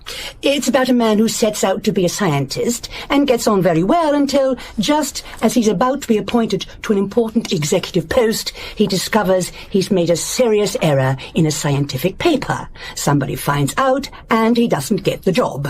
So he decides he doesn't care for science after all. Obviously not. He only cared about the post. But in the same novel, somebody does deliberately falsify a result in order to get a job. But the man who spots it says nothing, because the scientist is badly off and has a wife and family to support. Well, of course one couldn't do that. Not for 10 wives and 50 children. I congratulate you, Miss Barton, for striking such a fine, unfeminine note. Will no one say a word for the poor women and children? But surely we're drifting away from the point. This thing was in a novel. It would never happen like that in real life. Oh, but it does. It's happened to me. When I was examining for professorial thesis at Shrewsbury College, there was a man who produced a very interesting paper on an historical subject. It was a very persuasive piece of argument.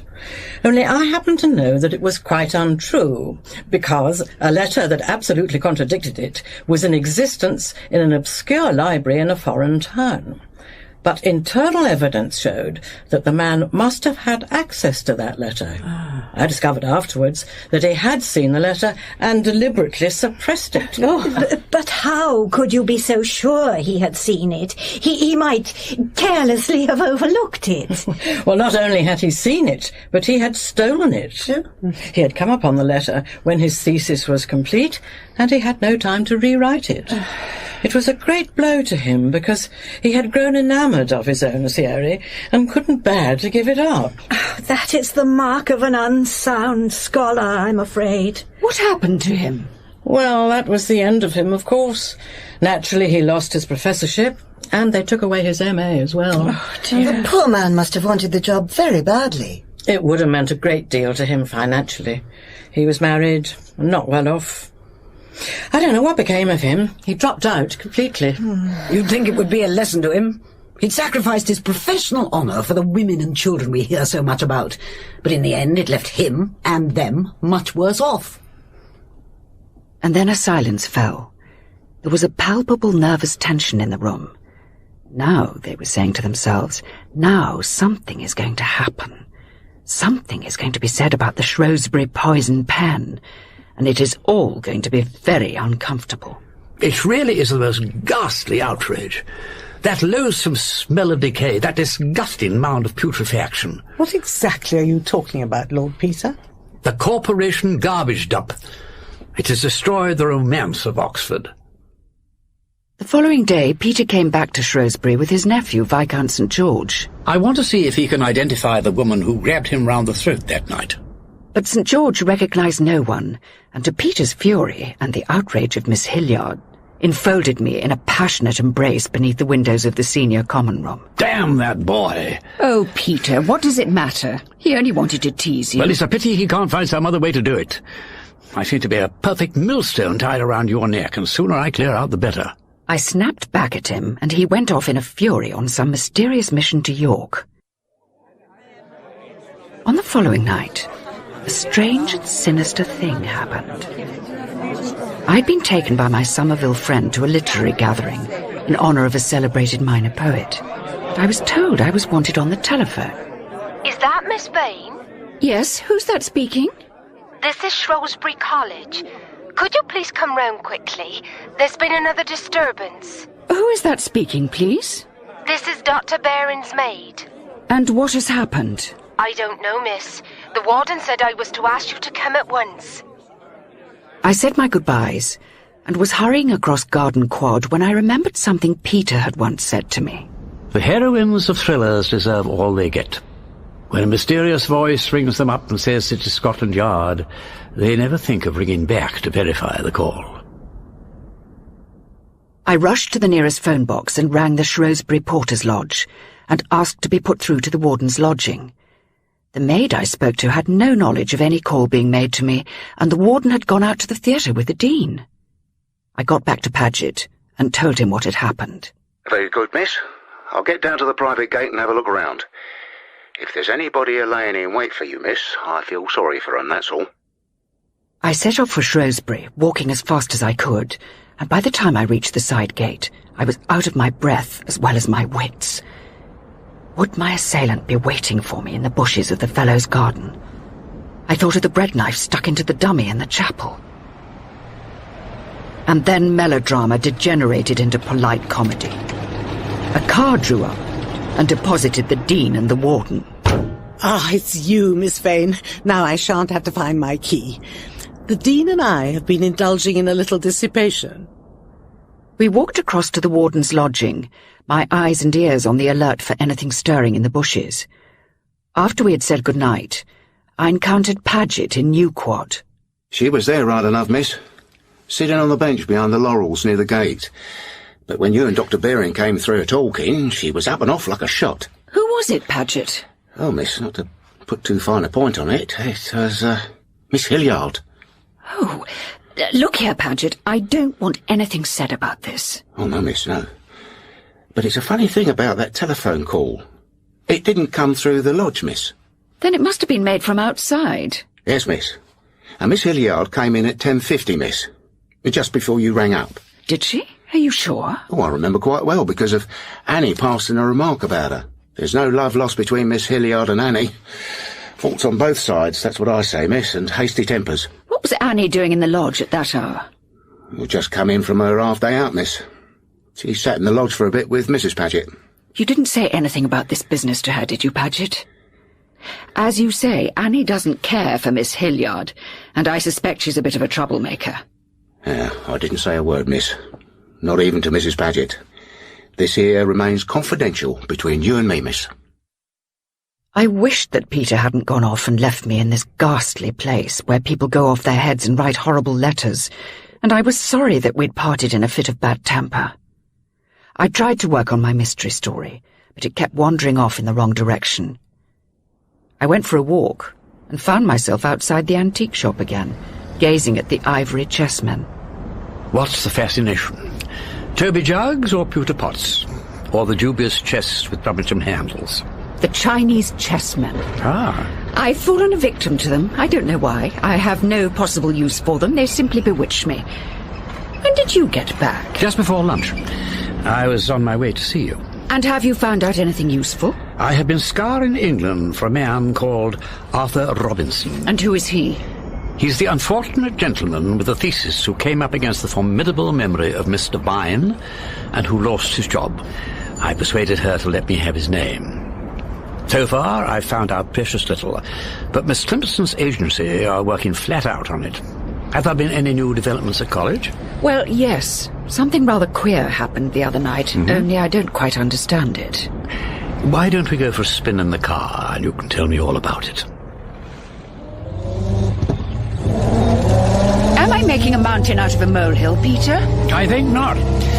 It's possible that our friend has realized you are a danger and is minded to tackle you first. Unless, of course, it is a quite separate feud, which is just possible. But I don't think you want to take any chances. Ah, look, I know what you need. A dog collar. The kind with brass knobs. We've just passed a leather and harness shop. Do you really want me to wear this? Is it supposed to be a badge of ownership? God forbid. It's to guard you against the bites of sharks. Excellent also against stranglers and throat slitters. I can't go about in this. Well, not in the daytime. But it will be very handy when patrolling the college at night. Try it on. Ah. Yes. Well, it's rather becoming, don't you think? I don't see why I shouldn't set a new fashion. I do. Do you mind taking it off now? But you promise you'll wear it? I promise, but please take it off now. There. Do you realize this is the only thing you ever let me give you? Except my life. Except my life. Damn. It must have been a pretty bitter gift if you can't let either of us forget it. I'm sorry, Peter. That was ungenerous and beastly of me. You shall give me something if you want to. May I? Ah. What shall I give you? A roc's egg? The green eye of the little yellow god? Give me the ivory chessmen. My dear, of course. Would you like them now? This instant. Some miserable undergraduate may be snapping them up. All right. I'll engage not to drop below 70, except in the 30-mile limit. Well, there they are. Admit that when I do a thing, I do it handsomely. I've asked you for 32 presents at once. It sounds like through the looking glass. Are you coming in, or will you leave me to fight it out by myself? Of course I'm coming in. Why? Am I looking too keen? Much too keen. Well, I don't care I'm coming in. But I shall leave all the bargaining to you and keep my eyes modestly down. I'm sorry that took so long. You've chosen better than you knew.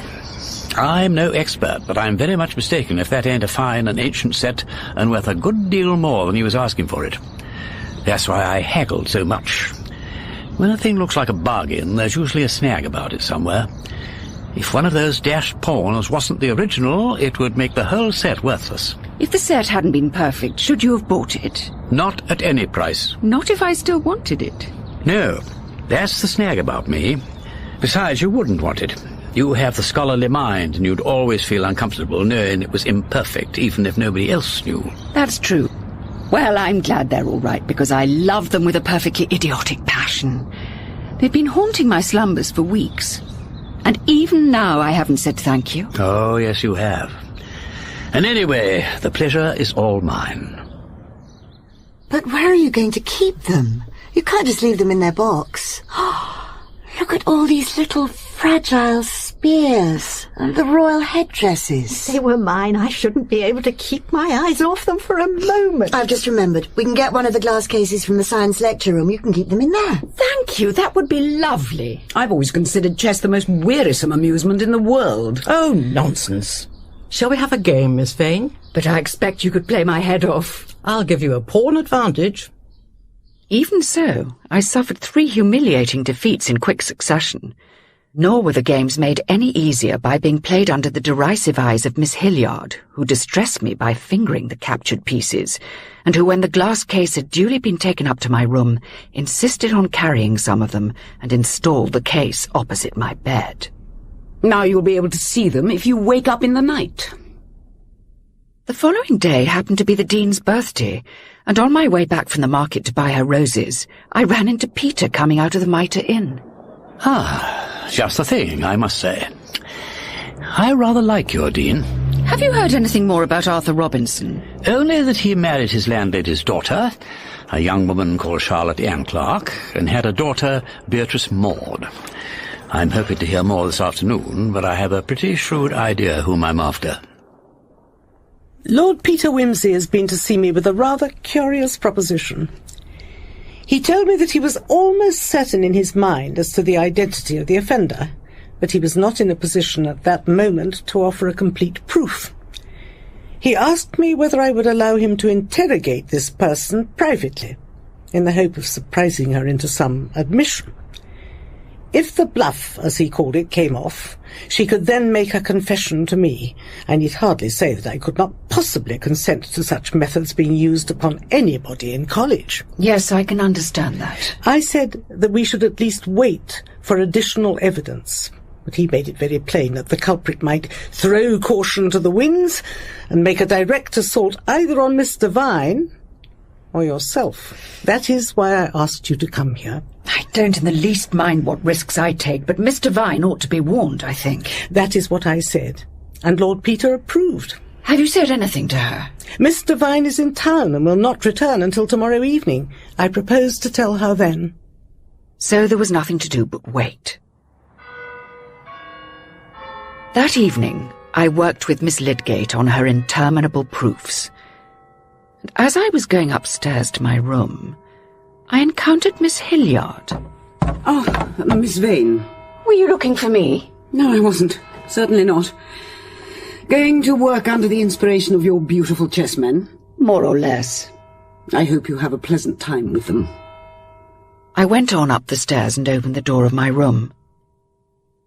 The glass case had been shattered, and the floor was strewn with smashed and trampled fragments of red and white ivory. Blind, bestial malignity. Not only broken, but ground to powder. There's been a hail here at work as well as a poker. She hates you, Harriet. I thought she was only afraid of you. Oh, my dear girl, now come along, don't cry about it. It might have been you. I loved them, and you gave them to me. It's a pity it's that way round.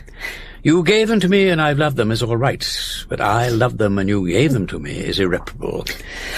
But you needn't weep over the chest of drawers while I have a shoulder at your disposal. I'm sorry, I'm being a complete idiot. I told you love was the devil and all. Did you notice anything unusual this evening? Oh, I noticed something all right, and she said something about the chessmen too. Who was that? Miss Hilliard.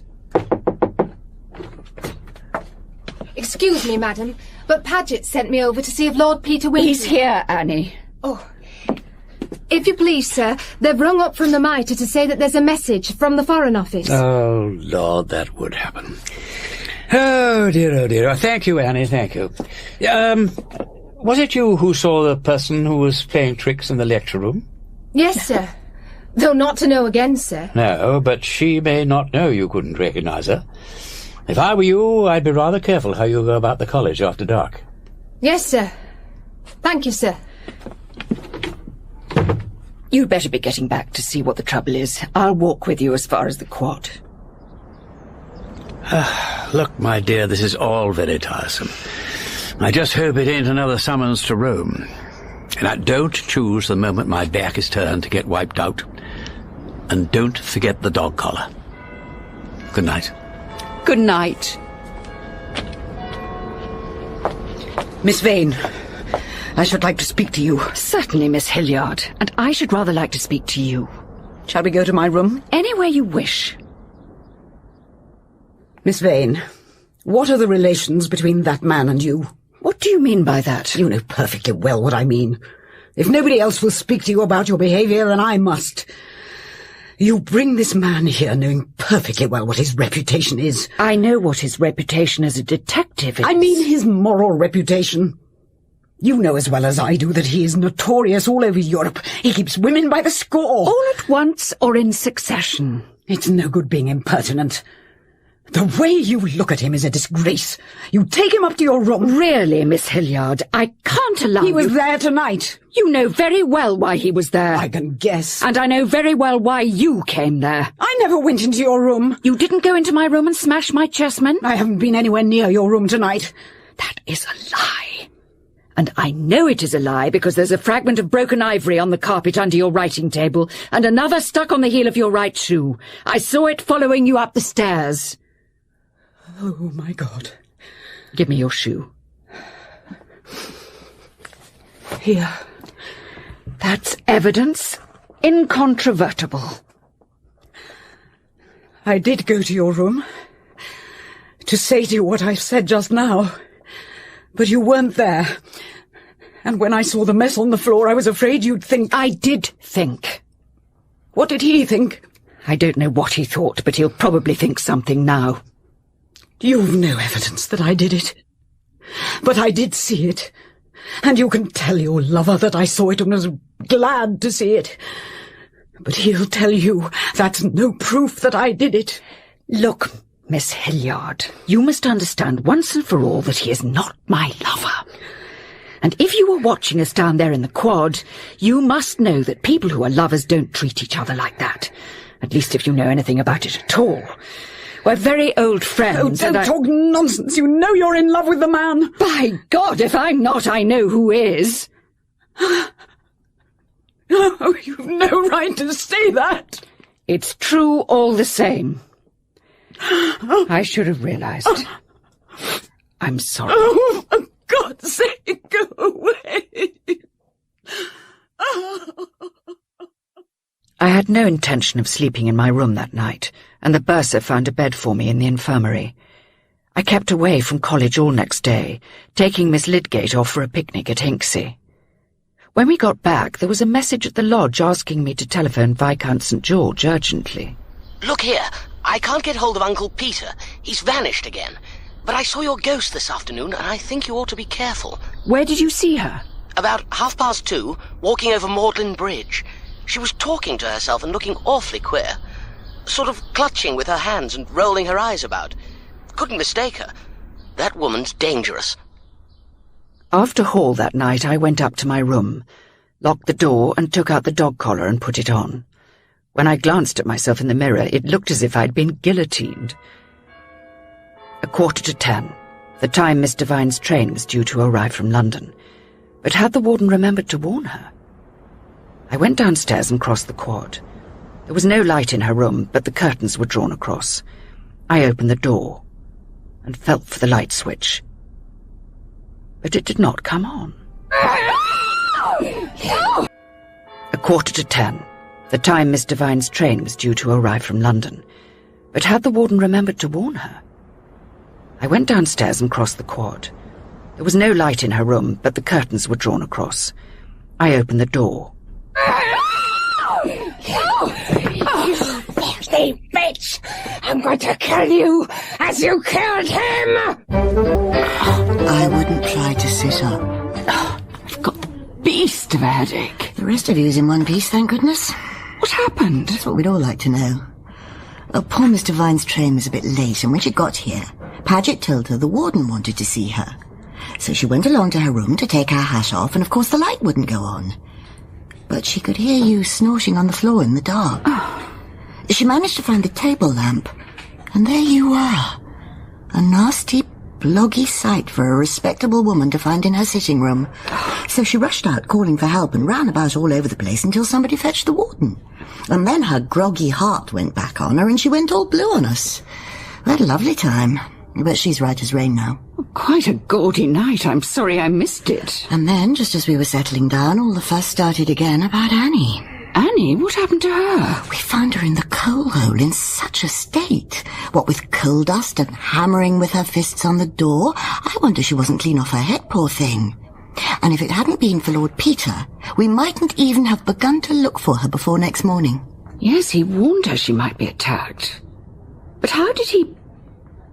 Did you get him on the phone, or what? Yes, eventually. It took us some time to get hold of his phone number, and it was midnight before I managed to speak to him.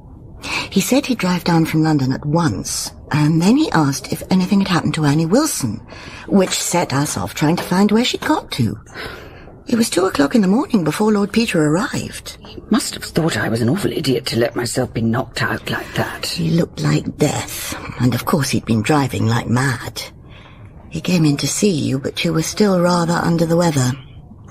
And he explained about the dog collar, which had rather puzzled us.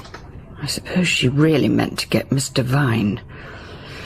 But you still haven't told me about Annie. How did she get into the coal cellar? Apparently she was putting the deck chairs away in the loggia when somebody seized her round the neck from behind, frog-marched her into the cellar, locked her in and took away the key. She said it was a woman, and very strong. She certainly was. She had a grip like steel. Is Peter still here? No, he had to go. Something about an early plane from Croydon. He went off leaving orders that neither you nor Mr. Vine nor Annie were to be left alone for a single moment. And he's rung up once from London and 3 times from Paris. Poor old Peter. He never seems to get a moment's rest. He hopes to be back on Thursday and is going to call us all together. Oh, he left you a letter. Congratulations on not being dead yet. I've taken away your collar to have my name put on it. If things carry on like this, we shall have to make them standard issue. Thursday. A heavy, gloomy and depressing Thursday. The warden had called a meeting of the senior common room, and Peter was to lay certain information before them. The first point to strike an outsider is the fact that these demonstrations began at the Gaudy.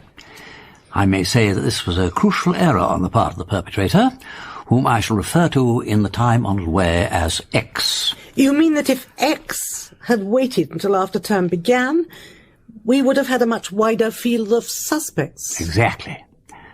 What was it that so excited X at the Gaudy that she couldn't wait until a more advantageous time? Was there a person who was newly arrived at college when the Gaudy took place, and who was resident the following term when the demonstrations began in earnest? And there was. Mr. Vine. The first indications of the trouble were the documents which came into the hands of Miss Vane at the time of the Gaudy. One of them, which amounted to an accusation of murder, was slipped into her gown in the senior common room, and her gown was side by side with that of Mr. Vine. I believe that X misread in H.D. Vane for D. Vine simply put the note into the wrong gown. I was certain, of course, that the letter was intended for me. Why should anyone accuse Mr. Vine of murder? Precisely. Miss Vane also discovered a drawing on the night of the Gaudy. She destroyed it, but I gather it looked something like this. It represents a punishment being inflicted by a naked female figure upon another clothed in academic dress. And similar drawings appeared thrust under doors or scrawled upon walls throughout the Michaelmas term.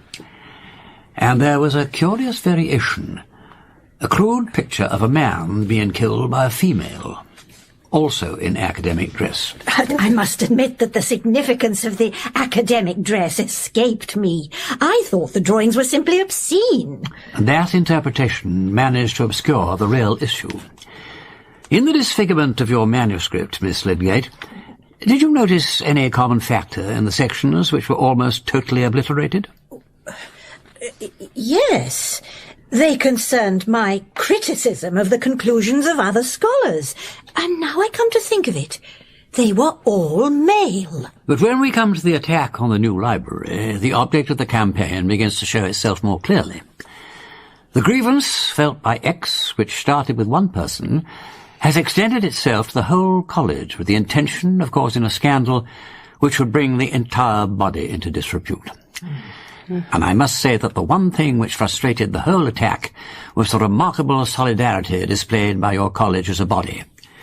I think that was the last obstacle X reckoned to encounter in a community of women. Thank you. I feel sure that everybody here will know how to appreciate that. Well, it was about this time that Miss Vane made the acquaintance of my nephew, St. George, and he mentioned to her that, under circumstances into which we need not perhaps inquire, he had met a mysterious woman one night in your fellow's garden, and that she had told him that Shrewsbury College was a place where they mutilated beautiful boys like him and ate their hearts out. And secondly, that the other one had fair hair too. And so we have a little detail about the person who is supposed to have been murdered, in inverted commas. He is fair and reasonably handsome. Then followed the affair of the fuses, and, more importantly, the letters to Miss Newland. I cannot imagine why they are making all that noise beneath this building. I wonder, Dean, would you be so good as to Look, go... I'm afraid I am responsible for that. I suggested to Paget that a search of the coal cellar might be profitable. Well, in that case, I fear we must put up with it. Now, I gathered from Miss Vane that she and others among you were inclined to look upon the outrages as the outcome of the repression that sometimes accompanies the celibate life. Rather like the obscene carvings one sometimes finds in ancient monasteries. But the direction of X's campaign seemed to me to revolve round the supposed murder of a male person by a female academic. The picture of X, suggested by all this, was someone with a fiercely anti-academic bias, which seemed to rule out all of yourselves. And then I began to consider the practicalities. It was plain that X had to be someone who resided within the college. But there was the curious circumstance of the letters which came by post. You mean that they only came on Mondays and Thursdays? Which suggests that whoever posted them could only go outside on Sundays and Wednesdays. Exactly, Mr. Vine. And X also needed to have a place somewhere outside college where the clothes she used for prowling about the corridors at night and the dress found on the dummy in the chapel could be kept and the letters prepared. The letter factory and the science laboratory was obviously an attempt to divert our suspicions. Indeed it was. So the person who seemed best to fulfill these conditions appeared to be one of the scouts. But that's out of the question, surely. The majority of them, however, seemed to be ruled out. Most of those in the scouts' wing slept two to a room, but there were two who had separate rooms. Carrie, the head scout, and Annie Wilson. And Annie corresponded most closely to the psychological picture of X. Oh, no, I can't. She'd been married, she had Sunday and Wednesday afternoons off, and she had a place outside college where her children lived. Oh, this is preposterous. There was one consideration which led Miss Vane to eliminate all the scouts. The Latin quotation from Virgil pinned to the dummy with a knife. But this objection did not carry a great deal of weight with me.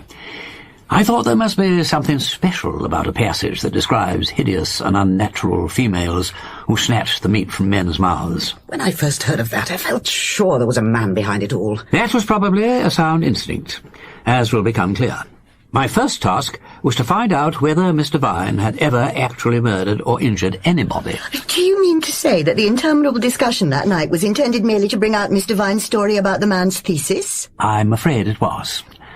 And the next day I asked Mr. Vine for the name of the man in question. He was Arthur Robinson. And did you find out what happened to him?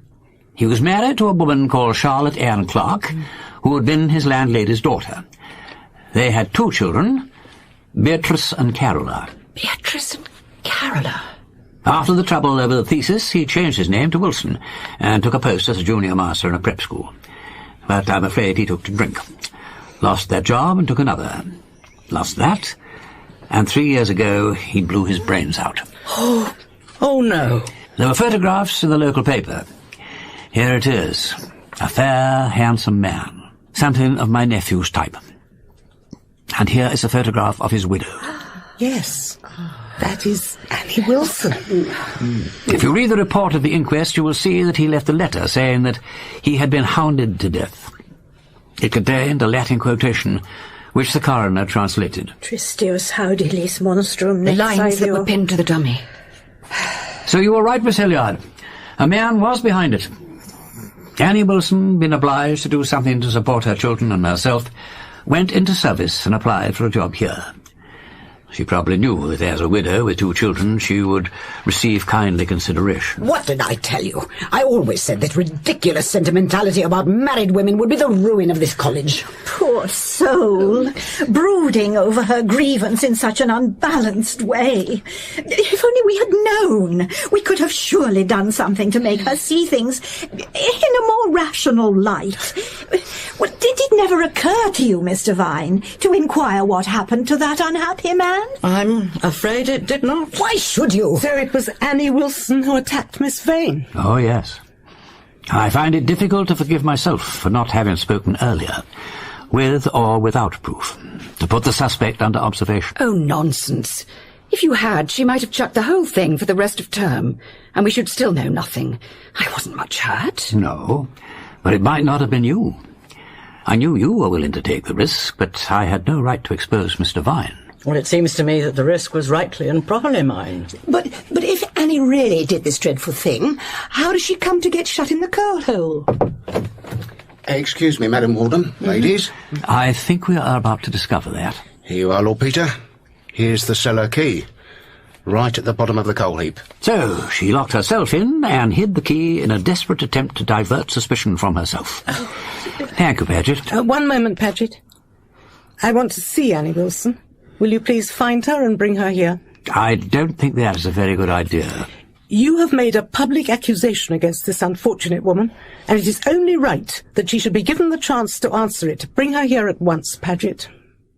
Annie came in wan and subdued, and then she noticed the newspaper containing the photographs of herself and her husband spread out upon the table. Her eyes went round the room like a hunted animal. Annie, certain allegations have been made against you concerning the disturbances in this college, and I have sent for you in order that you might clear yourself. Clear myself? I wouldn't trouble to clear myself. I'd like to see you bring me into court. How would you look, you smug hypocrites, sitting there while I told the judge how that woman killed my husband? I am exceedingly disturbed. I knew nothing of this until just now. But I could not foresee the consequences. I mean, even if I had... You wouldn't have cared. You killed him and you didn't care. What harm had he done to anybody? He only wanted to live and be happy. He told a lie about somebody who was dead as dust hundreds of years ago. Nobody was the worse for that. Was a dirty piece of paper more important than our lives and happiness? You broke him, and you killed him. Do you think that's a woman's job? Most unhappily, it was my job. What business had you with a job like that? A woman's job is to look after her husband and children. I loved my husband and you broke his heart. If he'd have been a thief and a murderer, I'd have loved him and stuck to him. Annie, you must surely understand that... Understand? What do any of you understand with all your books and your learning? You're ignorant and stupid and helpless, you silly old hags. You even had to get a man to do your work for you. You brought him here, Miss Vane, and you're the dirtiest hypocrite of the lot. You had a lover once and he died. You chucked him out because you were too proud to marry him. You were his mistress and you sucked him dry. And what are you going to do with this one here? You send for him when you need him to do your dirty work, and when you've finished with him, you'll get rid of him. You'll use him like any other tool to break me. You'd like to see me in prison and my children in an home because you haven't got the guts to do your proper job in the world. The whole bunch of you together haven't got flesh and blood enough to make you fit for a man. And as for you, your lordship, you rotten little white-faced rat, it's men like you that make women like this. You don't know how to do anything but talk. That woman's making a fool of you and you can't even see it. Well, what are you going to do now, all of you? Run away to the magistrate because I made fools of you all? You daren't touch me. You're afraid of me. I had a husband, and I loved him, and you killed him. You killed him, and we never had a happy moment ever again. heaven's sake, can't this be stopped? No, come, Annie. We're all very sorry for you, but you mustn't behave in this hysterical way. What would your children... Now, shh. You'd better come and lie down quietly and take some aspirin, bless her. Will you help me out with her? I apologise for allowing this scene to take place. I ought to have known better, Lord Peter. You were perfectly right. Of course he was right. He's always right. He said it was dangerous to care for anybody. He said love was the devil. Oh, God, get me out of here. I'm going to be sick. Of course, Mr. Vine, no sane person could think of blaming you. Nobody, perhaps, but myself. Lord Peter, a little later on, when we are feeling more ourselves, I think we should like to say that we're... Please don't. It doesn't matter at all. Then I think we should bring to an end these proceedings. Good afternoon. I do blame myself. Most bitterly. Not for my original action, but for the sequel. But surely... Nothing you can say to me could make me feel more responsible than I do already. I can have nothing to say. Like you and every member of this common room, I admit the principle, and the consequences must follow. Yes, but that won't do. One ought to take some thought for other people. Miss Lydgate would have done what I did in the first place, but she would have made it her business to see what became of that unhappy man and his wife. Miss Lydgate is a very rare person, but she couldn't prevent other people from suffering for her principles. That seems to be what principles are for, somehow. How much are you going to suffer for this? Oh, God knows, that's my lookout. In any case, you know I'm with you. Every time. Oh, thank heaven they've gone. I'm afraid I made rather an exhibition of myself. Well... What's happened to Peter? Oh, he's gone too. Miss Vane, I've no wish to pry impertinently into your affairs, but we've had to face a good many facts this afternoon. Isn't it time you faced the facts about this man? I have been facing one fact for some time. That is that if I once gave way to Peter, I should go up like straw. Oh, that is moderately obvious. How often has he used that weapon against you? Never. Then what are you afraid of? Yourself? Isn't this afternoon warning enough? Perhaps. But I really don't think you can go on like this. He looks like a person pushed to the last verge of endurance. I should make his life a misery. Very well. If you are determined that you are not fit to lick his boots, tell him so and send him away. I've been trying to send Peter away for 5 years. It doesn't have that effect on him. If you had really tried, you could have sent him away in 5 minutes. He'll never make up your mind for you. You needn't be afraid of losing your independence. He'll always force it back on you.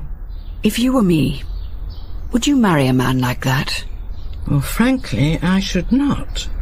A marriage of two independent and equally irritable intelligences seems to me reckless to the point of insanity. You can hurt each other so dreadfully. I know, and I don't think I can stand being hurt anymore. Then I suggest you stop hurting other people. Face the facts and state a conclusion.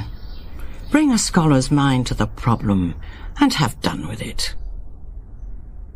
There was no word from Peter in the morning, and I was in no mood to face the senior common room. I took myself off to the Radcliffe camera to try to occupy my mind with Sheridan Le Fanu. Shortly after noon, a hand touched my shoulder. Harriet, they told me I'd find you here. Can you spare a moment?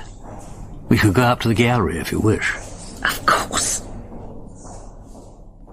I understand that poor Annie's problem is being medically dealt with. Oh, yes. When the academic mind has really grasped a hypothesis, which may take a little time, of course, it copes with thoroughness and efficiency.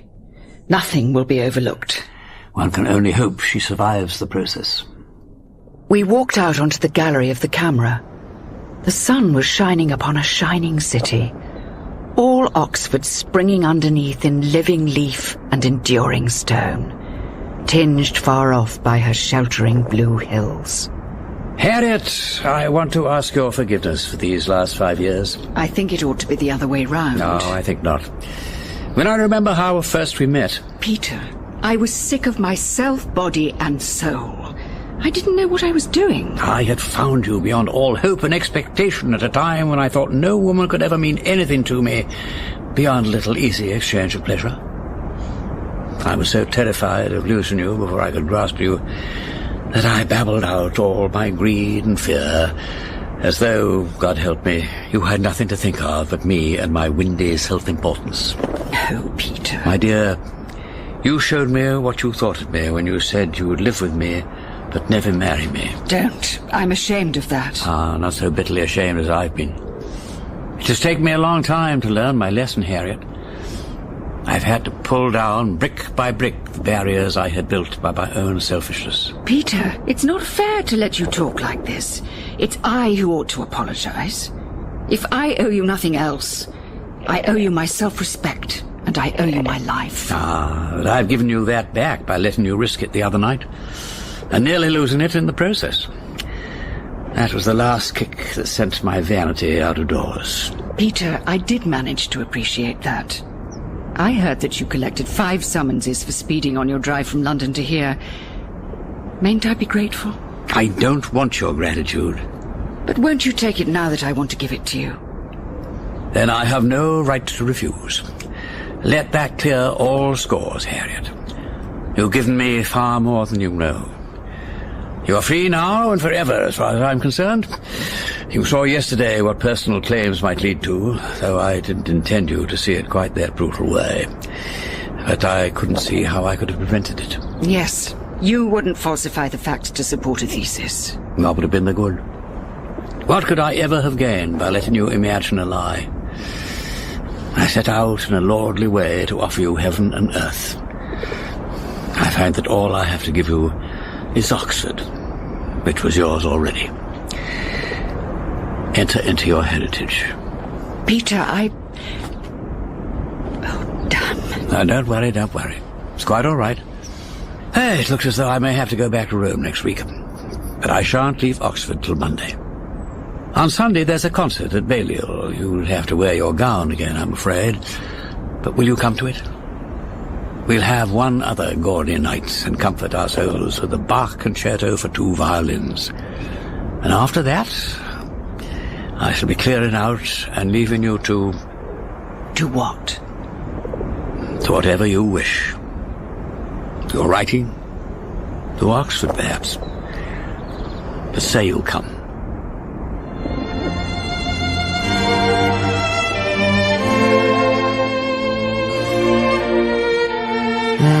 It's a beautiful night.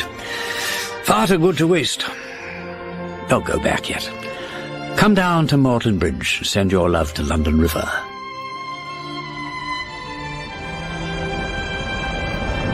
There's something about this place that alters one's values. I've said a good deal to you one way and another lately. But you may have noticed that since we came to Oxford, I have not asked you to marry me. Yes, I had noticed it. I'd been afraid because I knew that from anything you said to me here, there could be no going back. But I will ask you now. And if you say no, I promise that this time I will accept your answer. Harriet, you know that I love you. Will you marry me? Tell me one thing, Peter. Will it make you desperately unhappy if I say no? Desperately? Oh, my dear, I will not insult either you or myself with a word like that. I can only tell you that if you will marry me, it will give me very great happiness. I reached out and laid my hands on the fronts of his gown, searching for words. But it was Peter who found them for me, in the Latin of the degree ceremony, where the Vice-Chancellor takes off his cap and asks whether it pleases the doctors of the university that a candidate should be admitted to a degree. Peter bared his head and stood with his mortarboard in his hand. Plaquette, magistra? Plaquette. that. And the proctor, stumping grimly past, averted his eyes from the spectacle of 2 senior members of the university, in their academic gowns, passionately embracing.